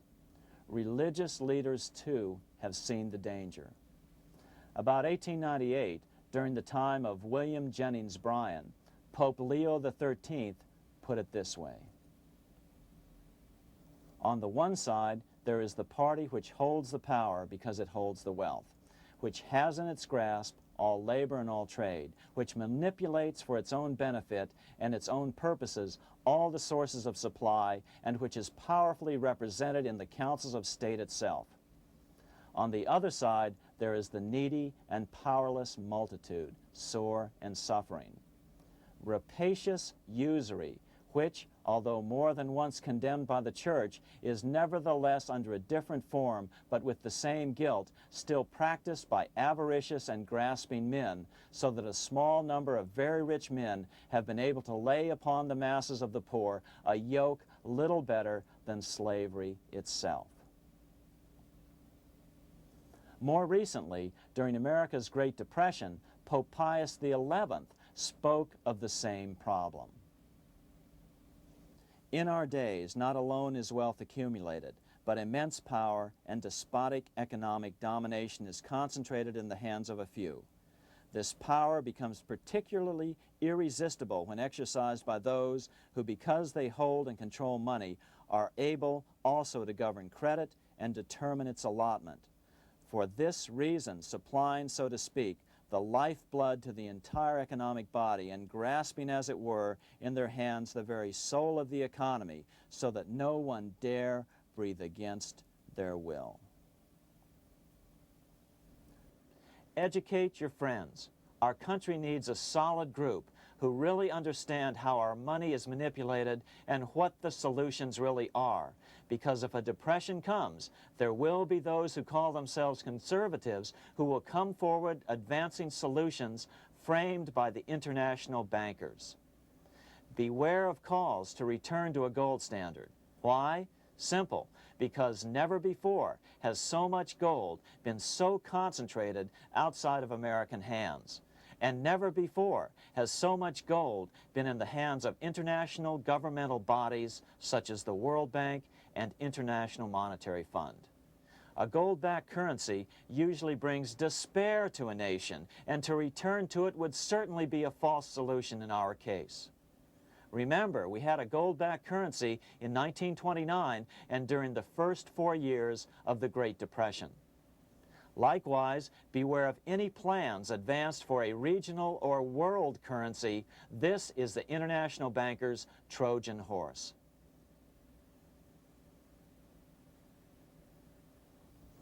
Educate your member of Congress. It only takes a few persuasive members to make the others pay attention.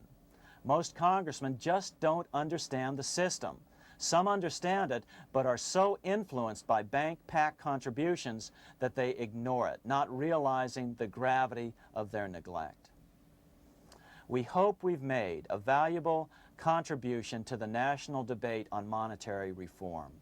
It remains for each man to do his duty, consistent with his state in life. May God give us the light to help reform our nation and ourselves. We say ourselves because ultimately vast multitudes of men are going to be driven more and more to desperation by the accumulation of the world's wealth in fewer and fewer hands. Men will tend to become like their oppressors, selfish and greedy. Rather, let's keep in mind during this period of reform a warning not to lose sight of greater things, as Pope Pius XI put it. For what will it profit men that a more prudent distribution and use of riches make it possible for them to gain even the whole world, if thereby they suffer the loss of their own souls? What will it profit to teach them sound principles in economics, if they permit themselves to be so swept away by selfishness, by unbridled and sordid greed, that hearing the commandments of the Lord, they do all things contrary?